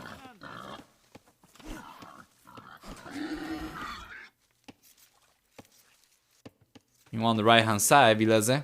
Like a boss is coming with 2 boards at a time. There you are. Beautiful. He's getting this, taking this one as well. Well done! He's taking both boards at a time, gets away with it, keeps the villager. Much stronger over here for Villese. What do we have on the left hand side? I'm actually not really sure if Fedex has actually found boars at all. Has he? There are a lot of boars on the back over here, but I don't think he's tried to collect any. And down south over here for the max, he's already taken at the very least 1 from what I can see. Yes. Or some of it, right? But then he's just been banking mostly on fishing economy, which is usually what you see anyway. Anyway, Felix is going to be here for the max very soon. Villese is going up as well.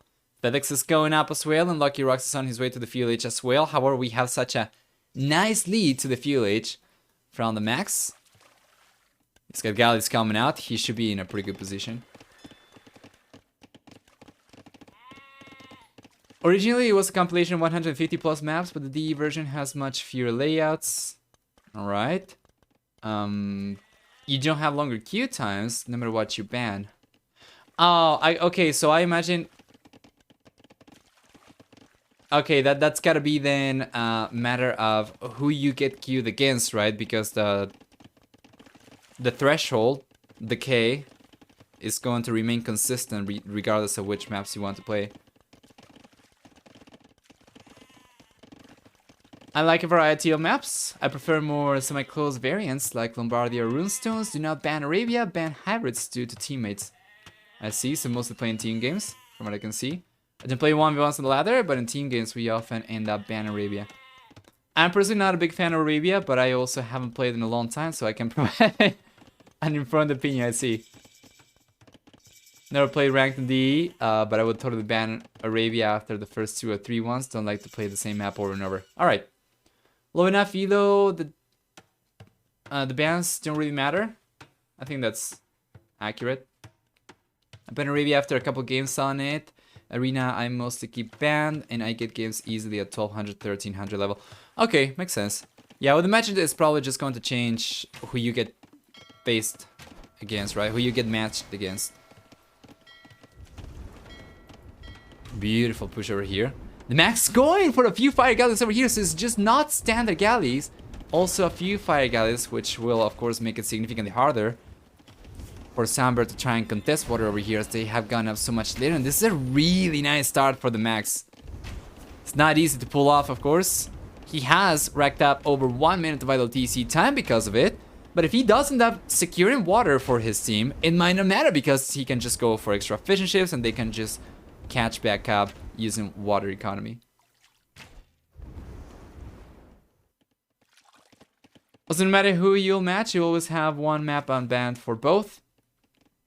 Yes, I usually ban Arabia and Arena if I want something else, because if you don't, you will get one of them. But in team games, I don't know about others, but I don't ban anything, and like 90% is Arena, Black Forest. That's very interesting, actually.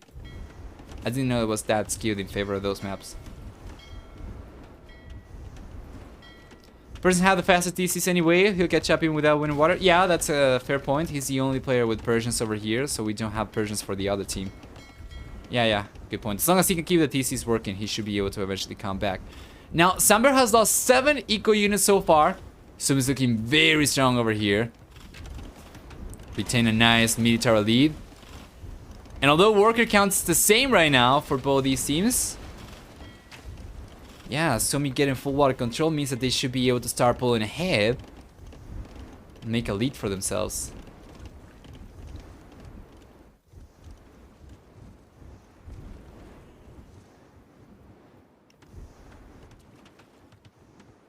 $1,600 1v1 and 2,200 team game. Alright.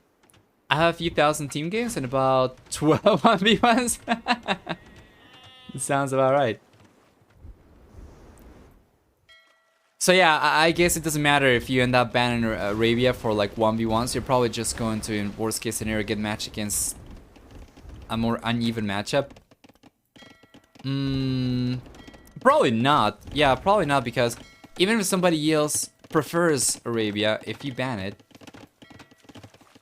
it's just going to match you with somebody on a different map anyway, I guess.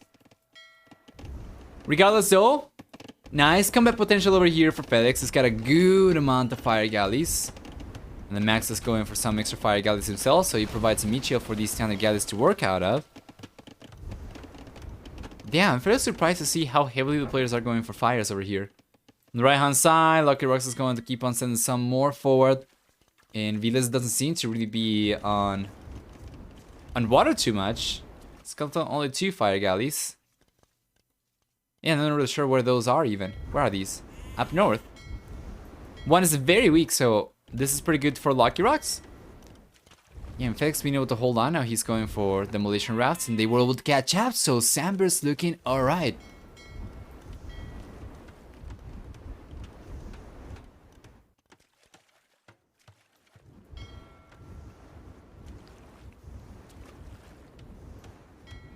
If it was possible to make sure it was always random save and enjoy Arabia's much more, it's just lame having to face the same top tier civs over and over again when I want variety. Right.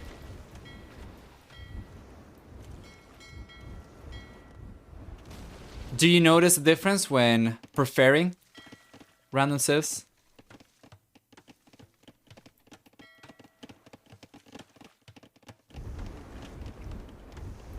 Yeah, that makes sense. You're just going to have at the very least one map free, so you're going to get maps from those, right? So I imagine it's probably just a matter of most players not banning Arabia and actually preferring it.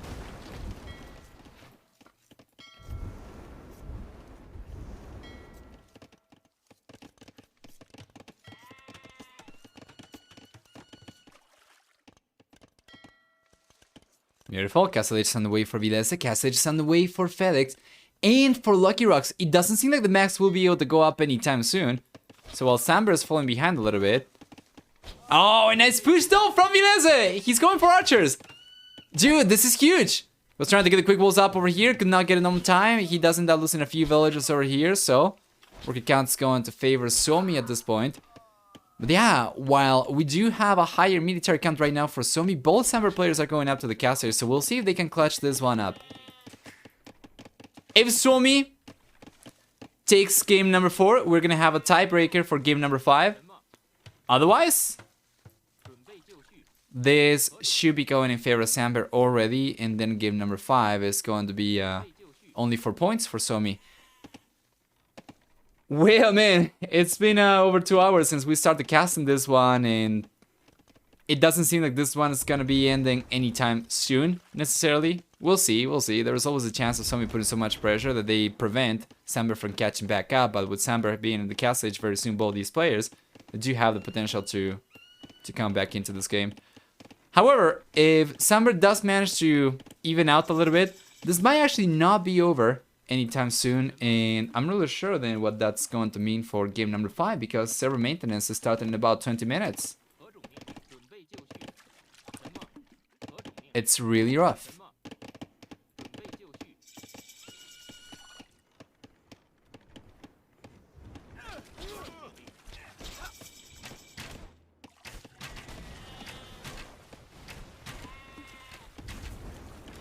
That is correct, Razno. That is the reason behind the team name over here.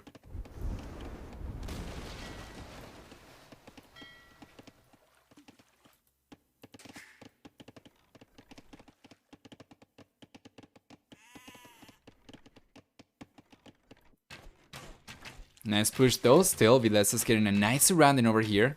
He's got crossbows. Villagers cannot really work from Lucky Roxx anymore. Trying to get a second TC up on the right hand side. Yeah, but Villese knows about this. Will he bring the archers over? He's bringing the archers back. Yeah, but that TC is coming up no matter what. I'll probably just come at the cost of a few villagers. So we started to pull ahead, guys. And there's a pause. Oh, never mind. We keep on going. Yeah, the TC's coming up. He's just going to come at a cost of a few villagers.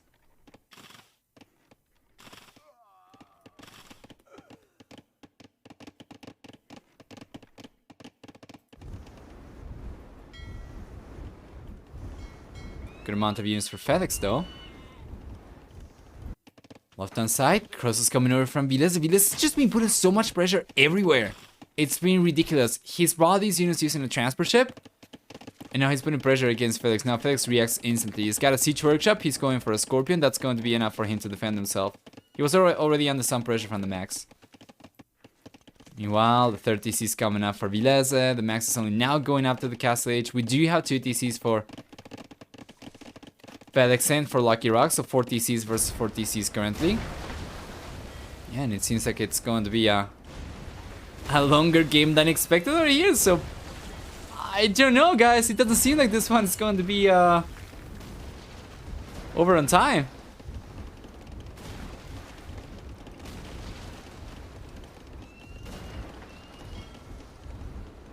What I'm not too sure about, though, is what will players do for game number 5. If this game is over, let's say, in about 7 minutes, and we have 10 minutes to get the 5th game played, it's very unlikely that the 5th game is going to end in 10 minutes. So I'm kind of curious as to whether they're going to try to play the game as much as they can and then they save the game when the servers go down, or if they're just going to decide to play game number 5 on a different day. Especially with Suomi looking so much stronger over here, it seems like they might end up taking this one. Well, right now, certainly they do have the lead. In terms of population, they are so far ahead. In terms of military count, they are so far ahead. If they do end up taking game number 4, game number 5 is going to be super important, so it's... Yeah. It's very important for the players to make sure that whatever they decide to go for, they'll be in good shape whenever they finish playing this. Probably better to just schedule it for another day. I would agree with that too. Because if they just try to play it as much as possible and then they save to restart a different day, they're gonna be coming into an alien game.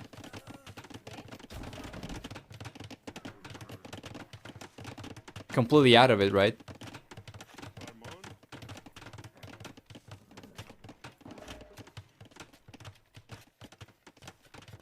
Yeah, exactly. It's impossible to just get right back into it.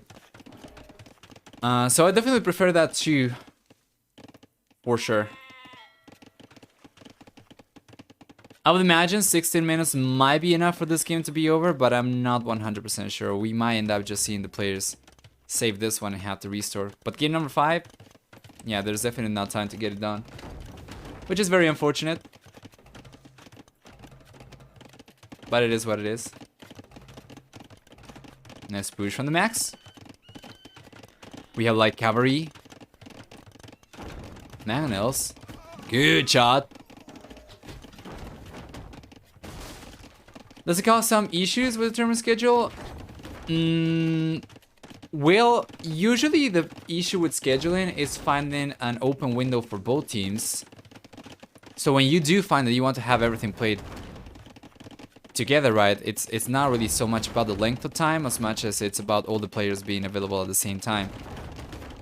So I guess it really depends. If the players did not struggle too much to schedule for this one and they will share some free time windows, they should be able to get the final game done fairly easily. But if the problem is finding a time where both teams are available, then that's what's going to make it difficult. So it really depends on the teams, of course. Nice push on the left hand side. Max got Mangonels as well. There we go. Some knights coming over from Fedex, trying to get the Mangonels down, and he's gonna do it. He does not take 2 Mangonels though, but one of those actually went down to Max's own Mangonels, trying to get the knight down. And still we have a lot of pressure over here for the Max, so it's still looking pretty good for Suomi. On the right hand side, Villese towards the north around Lucky Roxx's base. It's got so many crossbows scattered around. putting so much pressure everywhere. It's amazing. I mean, like, what's the deadline for this round of Terranova Duos? Sunday. Every week, deadline is Sunday. So they do still have some time to get the games played. Oh, nice though! 2 extra magnets going down over here. From the Max to Fedex's Knights, but the conversion's coming up over here! Both connect, so both Knights coming out of Fedex's stable end up getting converted, and that stable's going down now to those newly converted Knights, most likely. And the Max keeps on putting more and more pressure, so Suomi still looking strong. Up north, we have a 4 Siege Workshop from Villese. He's got 3 magnets right now to work with. He's gonna try and get one of the TCs from Lucky Roxx. Lucky Roxx been going for TCs everywhere now. He's got one towards the north that's very far away from the other 2. So this one seems like it's going to go down. This one up north. 3 magnets, a bunch of crossbows still from Villese. Should be enough for them to take this down. Left hand side. Still very nice pressure from the Max. Already took the stable down. Do we have any extra stables over here for Fedex to work with? He's got no stables. He's got only pikemen. Interestingly enough, actually he's got spearmen. He's going for the pikeman upgrade right now.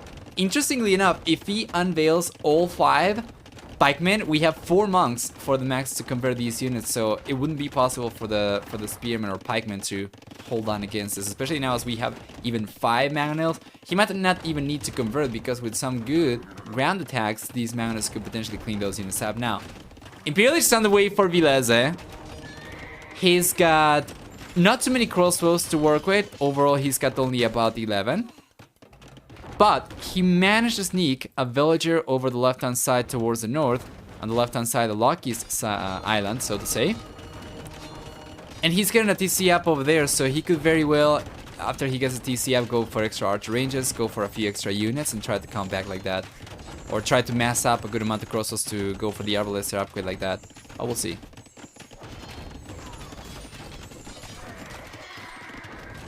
Nice.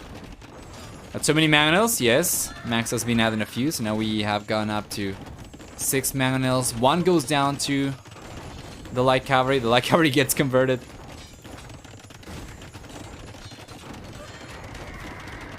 Beautiful. Not light cavalry, sorry, the spearman goes down. The light cavalry was already maxes. Yeah, and the CC does crumble from Fedex, so it's gonna be left on only 1 TC. Man, he's so exposed. So many of these villages have nowhere to go. He's got 70 workers right now. Out of which we have, yeah, only villagers. He's got no fishing ships whatsoever. And he's got only 1 TC to garrison these villages, so you do the math. He's got crossbows, he's got camels, he's got knights coming out right now. The Max should be able to take all these villagers, or the vast majority of these. Meanwhile, Villese has gotten to the Imperial Age himself. He's going for Thumb Ring right now.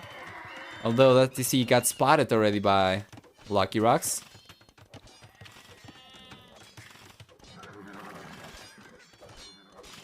Yeah, that'll be about it for now. So yeah, GG's gold over here by Lucky Roxx and Fedex. So, taking a look at the achievements, we'll see for military a higher KD for the Max. Villese in the end does end up getting a very close to 1-to-1. And then for economy, we do have a higher economy for Suomi in the end, fueled by a higher worker count towards the end of the game as well. Well played. Suomi catches up then in score over here, and game number 5 will be the tiebreaker. Now, quite clearly, we are not going to have enough time to finish this. Alright. Welcome you guys to the final game of this set. We have cast the first 4 games before last week when they were playing live on Wednesday. But because of server maintenance coming up on very short notice, they were unable to finish playing the set. And now we'll see who actually does end up taking the series over here. And then after this, we can take a look at the standings.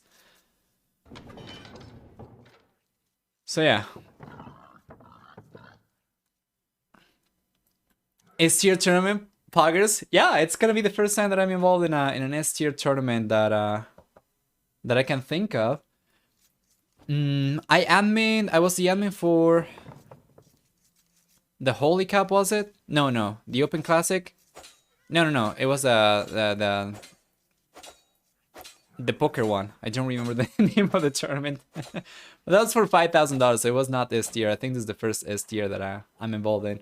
Of course, Return of the Clans and Terra Nova Duos being A tier are pretty nice to be involved in as well. Especially Terra Nova being my special baby, right? But this is going to be the first S tier tournament that I'm involved in, which I'm pretty happy about.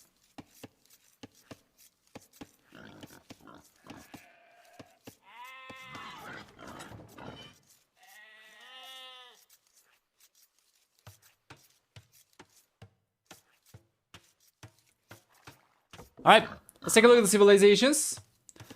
Starting down south, we'll see for Fedex+. We're gonna see for Lucky Roxx on the left-hand side, the Ethiopians, and they'll be facing Britons from Villese and Teutons from TheMax.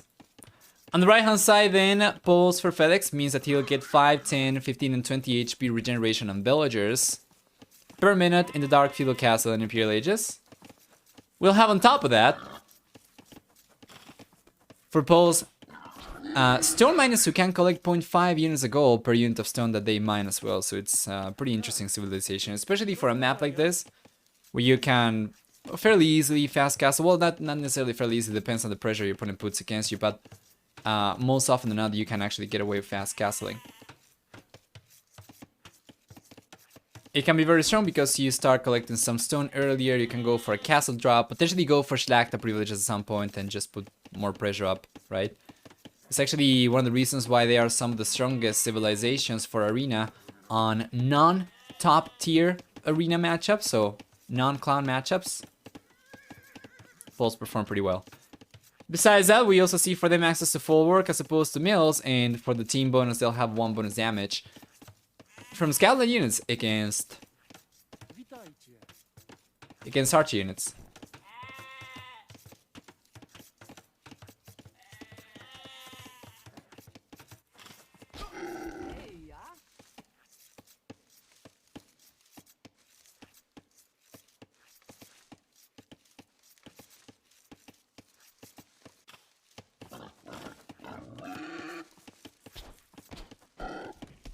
Anyway, what are the dates for RMS C2? We are going to share more exact information very soon. We are going to have the announcement come up on AoE Zone with all the exact details, price pool distributions and everything, but right now I can only share some high-level stuff.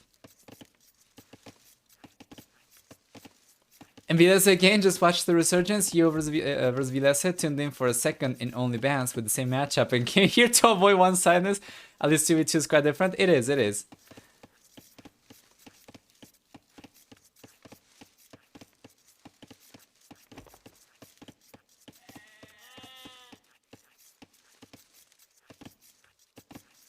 So it's in July. I'm assuming the winner will also get the qualifying spot for Red Bull. Oh, yeah. I should mention that as well. Our tournament, RMS Cup 2, is going to grant 2 spots for Red Bull Wallow for players who have not been invited to the event already. It's Villese all over now, yeah. So anyway, we talked about polls. Let's take a look at the Ethiopians over here from Lucky Roxx. He's gonna get with the civilization first off 18% faster attack in archer units, as well as 100 extra food and 100 extra gold upon reaching a new age. They also get the pikeman upgrade for free, and for the team bonus 3 extra line of sight and outposts and towers. So yeah, 2 spots. Damn, yes sir. At the very least, if I remember correctly, let me actually take a look at the combos over here real quick.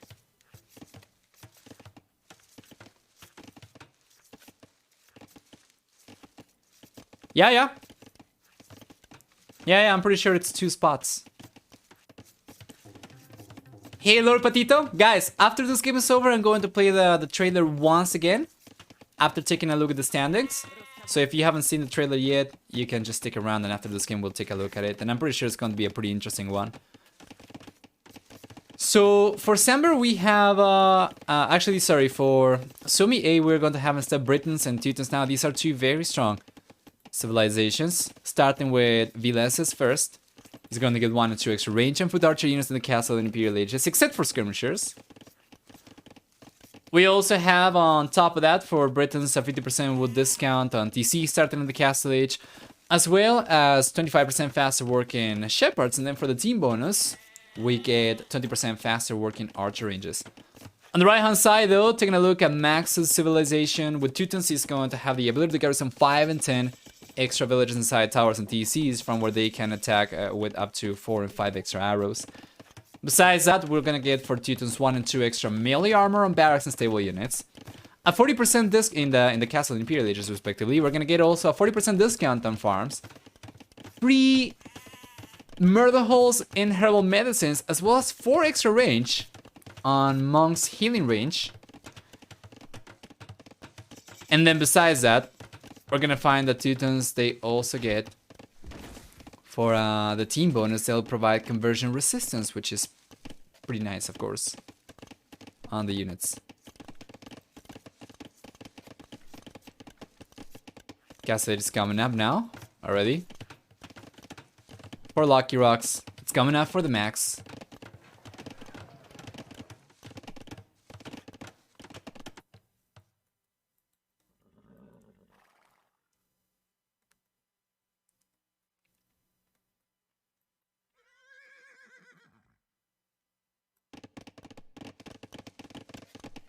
Yeah.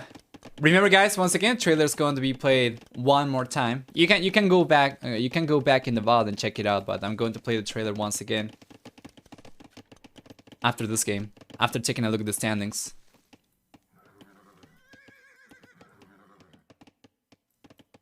By the way, this game over here, it doesn't change much for Sanber necessarily, because they must win versus AMZ to move on to the playoffs. So Sanber versus AMZ is going to be the final series.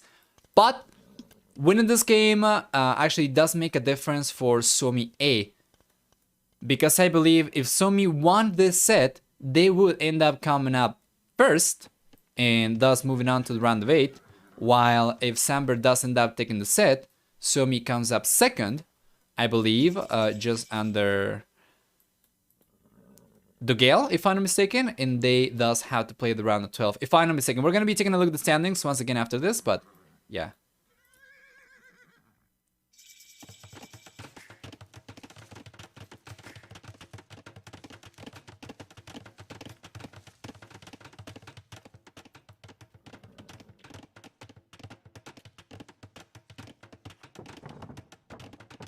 There we go. Castle is going to be here for Villese, here for Fedex. Everyone's already up. We have the extra TCs coming up. Beautiful. We'll be the first one to try and collect relics. Do we have any monks coming out? No, but we do have some spearmen over here.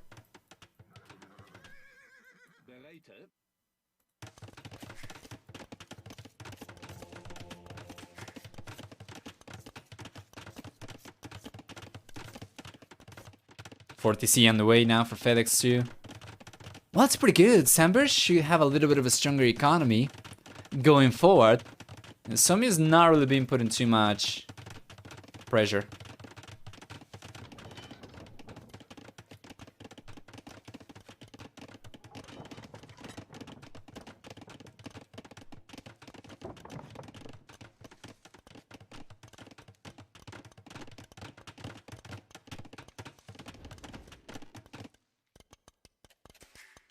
Yeah, just 2 TCs for the max. I'm pretty worried about him falling behind in economy. You know, Teutons, they have such a strong economy that not pursuing that seems like wasting the civilization a little bit, in a sense.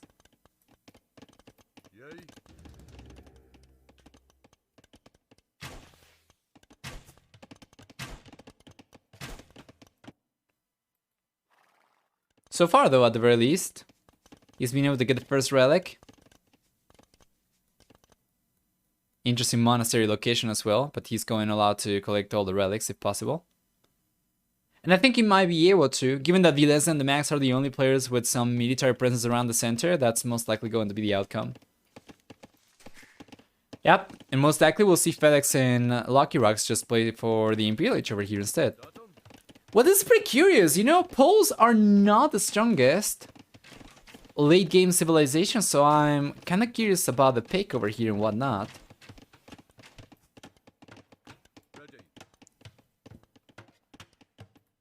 Yeah, I don't know about this.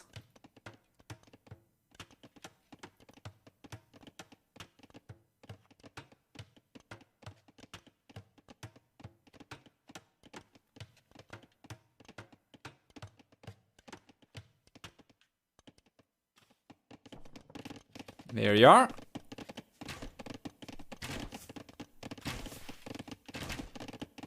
By the way,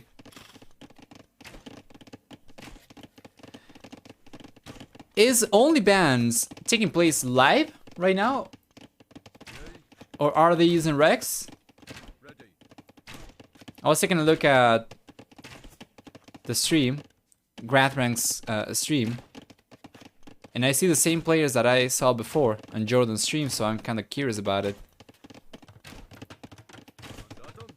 Seems to me like best of 7 followed by a, or a best of 9 followed by a best of 7 might be a little bit too much for the players to handle, but I don't know, you let me know.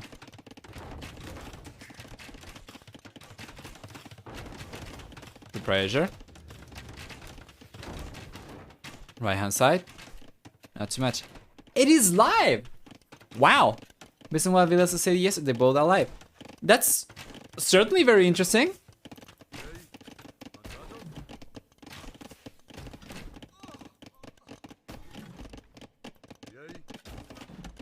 So I guess there is an opportunity for redemption right away for Villese. I guess I know who will be Raiden after the stream. Yeah, but anyway, over here, Samber's just been chilling. They managed to get a massive worker lead already, and they're actually not really taking too much damage. We have Defensive Siege Workshop already for Lucky Roxx, so he should be able to defend over here. As long as he plays his cards right, he can clean these units up, although the Max seems like he realized about this already. Or he's probably expecting a mana to show up. I think he saw the mana when it was forward over here. So yeah, there we go. He realized about this, gonna try to ground attack, cannot do it.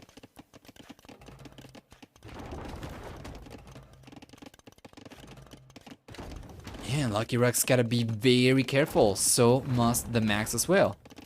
One mana is certainly going to be enough for you to take more than one down. Good unit control for Lucky Roxx, sending a villager over to repair. Do we have a villager forward over here for the Max? We don't. I mean, that's a great attack round though.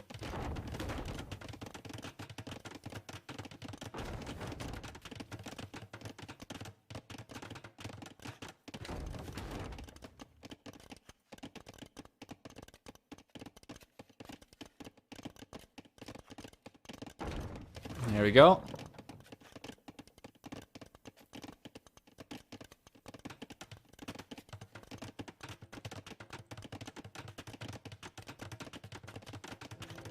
Defensive castle on the way, and Lucky Roxx is just holding on just fine.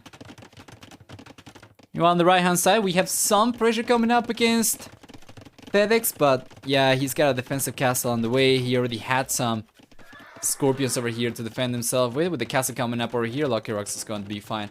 It seems to me as if Suomi just tried to go all out over here, putting pressure early on to try and take this game fast and quickly, rather. But Sanber's been able to hold on really well.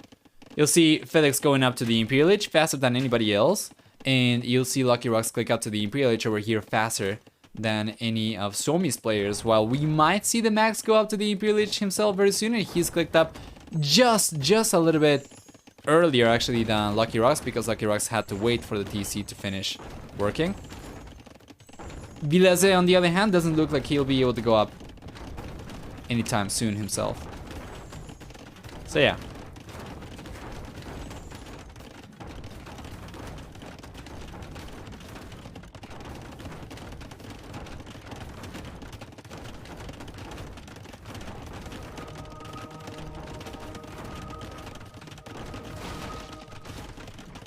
Hold on.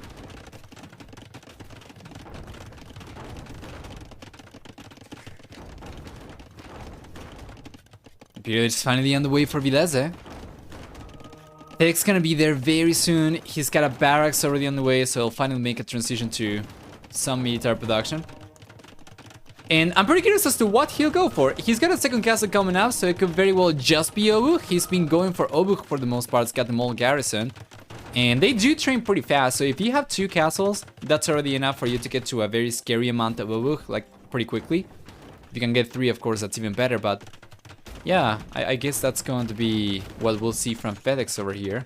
as opposed to Slack the Privileges Cavalier, which for Poles will not be quite strong, of course, in the Imperial Age without access to plate, Bard, and armor. They are not the most killable units. Regardless though, Imperial Age is here ready for him, so what do we have? We have Obuk, baby. He's producing still. Chimel armor's on the way. And this is pretty interesting, so Stonewall coming up for Villese on the left-hand side. This is fine. Lucky Roxx is not under too much pressure, and he'll get to the Imperial Age himself too. And he's going for Shot the Warriors, but he's also going for Crossbow. So it's going to be Arbalesters and Obuk by the looks of it. From Lucky Roxx and Fedex, respectively. Yeah, and there we go. Lucky Roxx is going for Arbalesters, going for Chemistry. It's going for Bracer at the same time, so it's going to be fully upgraded for attack already. Assuming that he's got Thumb Ring already, which I'm actually not really sure he's gone for. So let me take a look at one of these units. He's got Thumb Ring. Yeah. So these will be fully upgraded for attack already.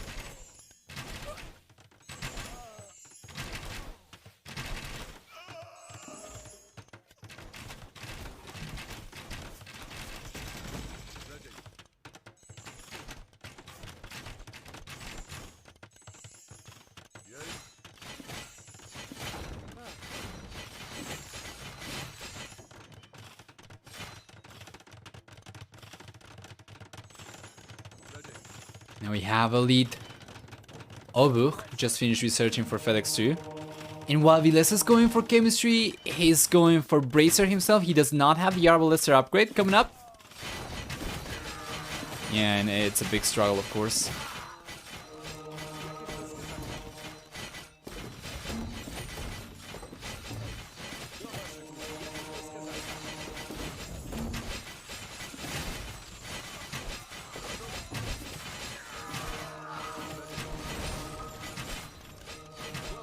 Beautiful.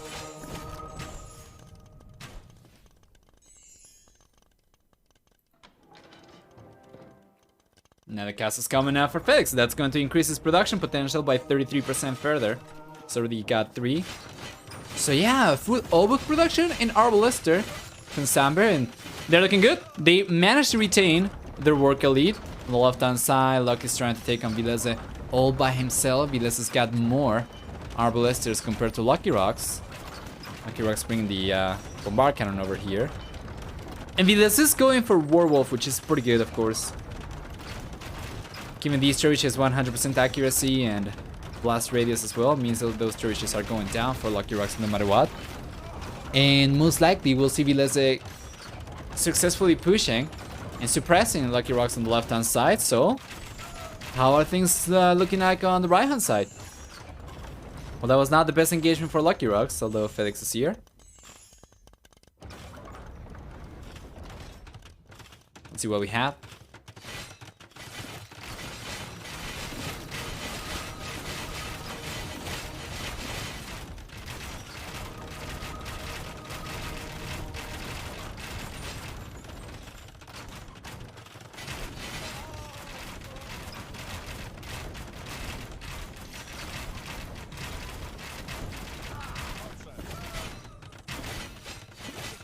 Beautiful push. They should use cannons, they have much better aim than Trez. Well, now with Werewolf, not anymore.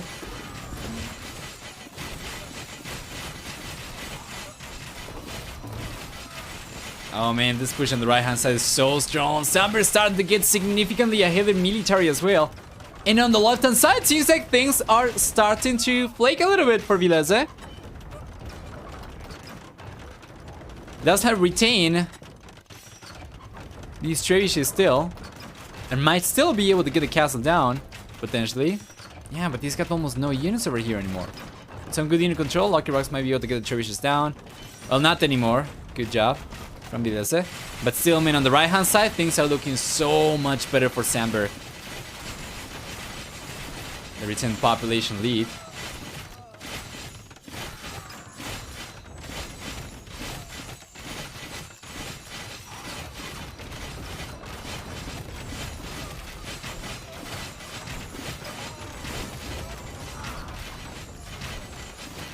Beautiful.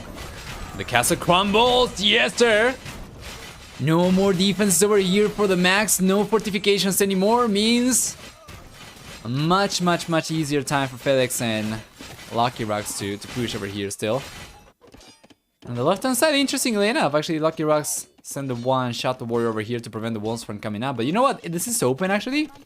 So if he went around the outside, he might be able to get straight into Vilese's economy. I don't think he's realized about this though, has he? He hasn't. Still though, all this pressure coming up against the Max is still too strong. And remember guys, we'll be taking a look at the trailer for RMS C2, RMS Cup 2, after taking a look at the standings, after taking a look at this game, so in just a few moments.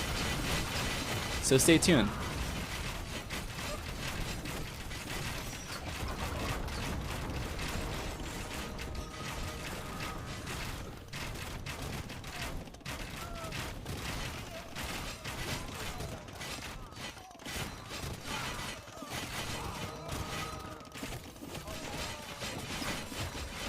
Beautiful. And Suomi's starting to crumble over here on the left hand side. Trebuchets have kept alive, have kept Villese alive for a little bit longer, but it shouldn't be the case for much longer than this. He does not seem to be paying attention over here too much, so yeah, the Trebuchets most likely will crumble to the bombard cannons and well played. That means that from this point onwards, Lucky Roxx should be able to start pushing Villese back over here, while Villese has been providing a lot of supportive units for the Max over here on the right hand side.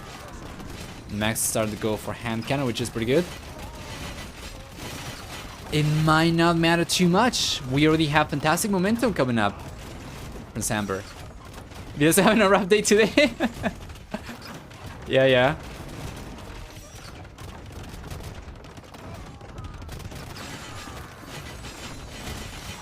Gas is coming up. Yeah, I honestly don't know how the Max holds on. I don't know. With all the military production we have coming up from Fedex, it's already so good. The only way I can think Suomi might be able to hold on over here would be by some, you know, in some way Sanber fell behind in resources. They run out of gold or whatever. But because they have so much map presence, so much military presence around the center of the map, we do have extra resources over here for them to take advantage of as well, and whatnot.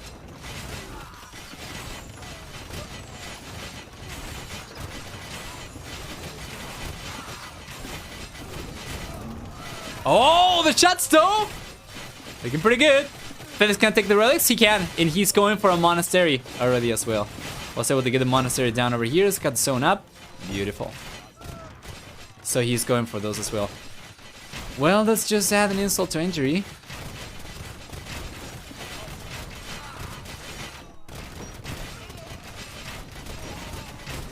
All the Yobu coming in. How many castles do we have for Fedex right now? My lord, man, he's got 6 castles. He's got the 7th castle coming up. As he's already managed to get so much damage done around Max's base, it seems like now he'll start providing some support to Lucky Roxx so they can push against Villese. Or at the very least, they can prevent Villese from pushing against Lucky Roxx.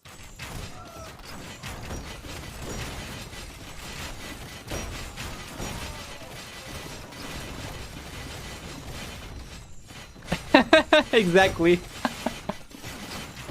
He's got all the castles.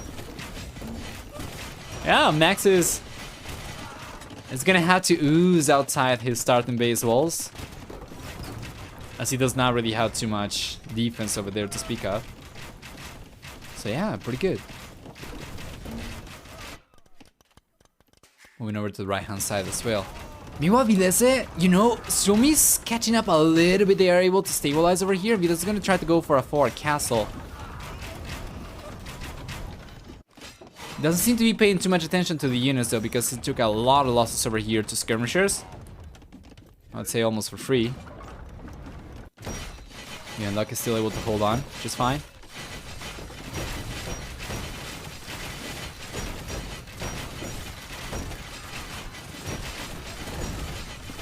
And this has been a pretty solid performance for Sanber, a pretty solid game. Holding on and going for economy while playing defensive is not easy against a team such as Suomi, obviously. So big props for Sanber, you know, for getting ahead in economy in the first place, and now that stronger economy is what allowed them to get the push going and to get momentum against Suomi. And while we do still have some pressure over here from Villese on the left-hand side, it's nowhere near compared to all the pressure we had from Fedex on the right-hand side against the Max, of course. Max already got pushed away from his starting base, and yeah, he was pushed out of his starting walls too.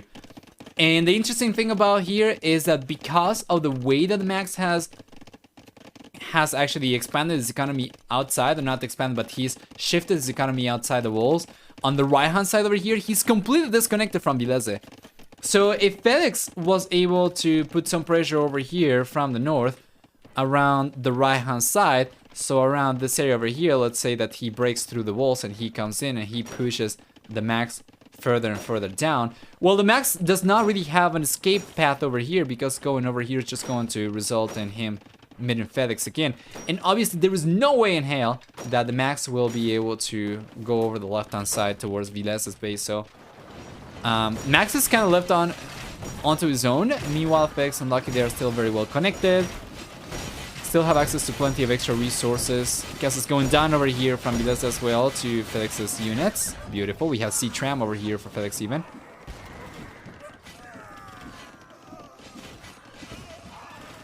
And now we even have this one coming up too. Always forget how to pronounce that one. Chain Bar Armor as well, which is pretty good. And guys, once again, reminder, I'll be playing the trailer for RMS Cup 2 after taking a look at the standings after this game is over. So if you haven't seen it yet, stick around. And yeah, Suomi is looking pretty dead over here for sure. It's been a pretty good performance from Sanber, especially given the civilizations. I was not really sure about this. Yeah, that one. That one. I'm never really sure how to pronounce it. You guys keep on telling me, but I keep on forgetting.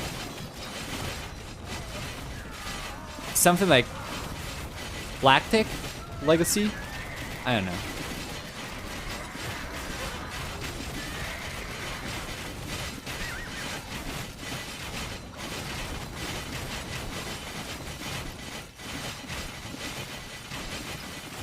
Yeah, fantastic pushback against Villese. Well, Max, once again, he's kind of dead. So it doesn't really make too much of a difference. Do you have an onager over here? Yeah, we do. He was trying to cut through. I don't think that would actually be in Max's best interest, though, to connect his base with Fedex's.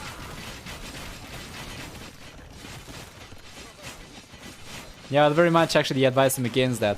Unless he managed to get like a scary amount of... I don't know. He can only go for scout cavalry with Teutons, cannot even go for light cavalry, so... Yeah, I'm actually not too sure what he could go for.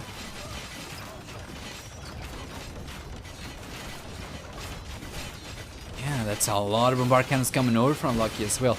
Has he gone already for torsion engines? Let's check. Yeah, he has. And that's gonna be GG! Suomi calls it. Sanber does clutch it up over here and takes a set. Once again, this is the one game that we have left still to cast from the set after server maintenance interrupted the series for them. And yeah. Wow. Let's take a look at the achievements then. One final time for the set. We see a very nice KD for Villese and the Max, which did not really matter too much because of this. A much stronger economy for Sanber, collecting significantly more than 50% of resources this game. With a much higher worker count as well, they were able to compensate for the lesser trades, of course. There's also the fact that the units were, you know, arguably pretty cheap for Sanber to work with as well. Lucky Roxx made a switch from arbalesters to skirmishers. He was able to get so many of Villese's own arbalesters as well. So many trebuchets from Villese going down as well. So this might be a little bit deceiving over here and might not necessarily reflect on the value of the trades. Regardless though, let's go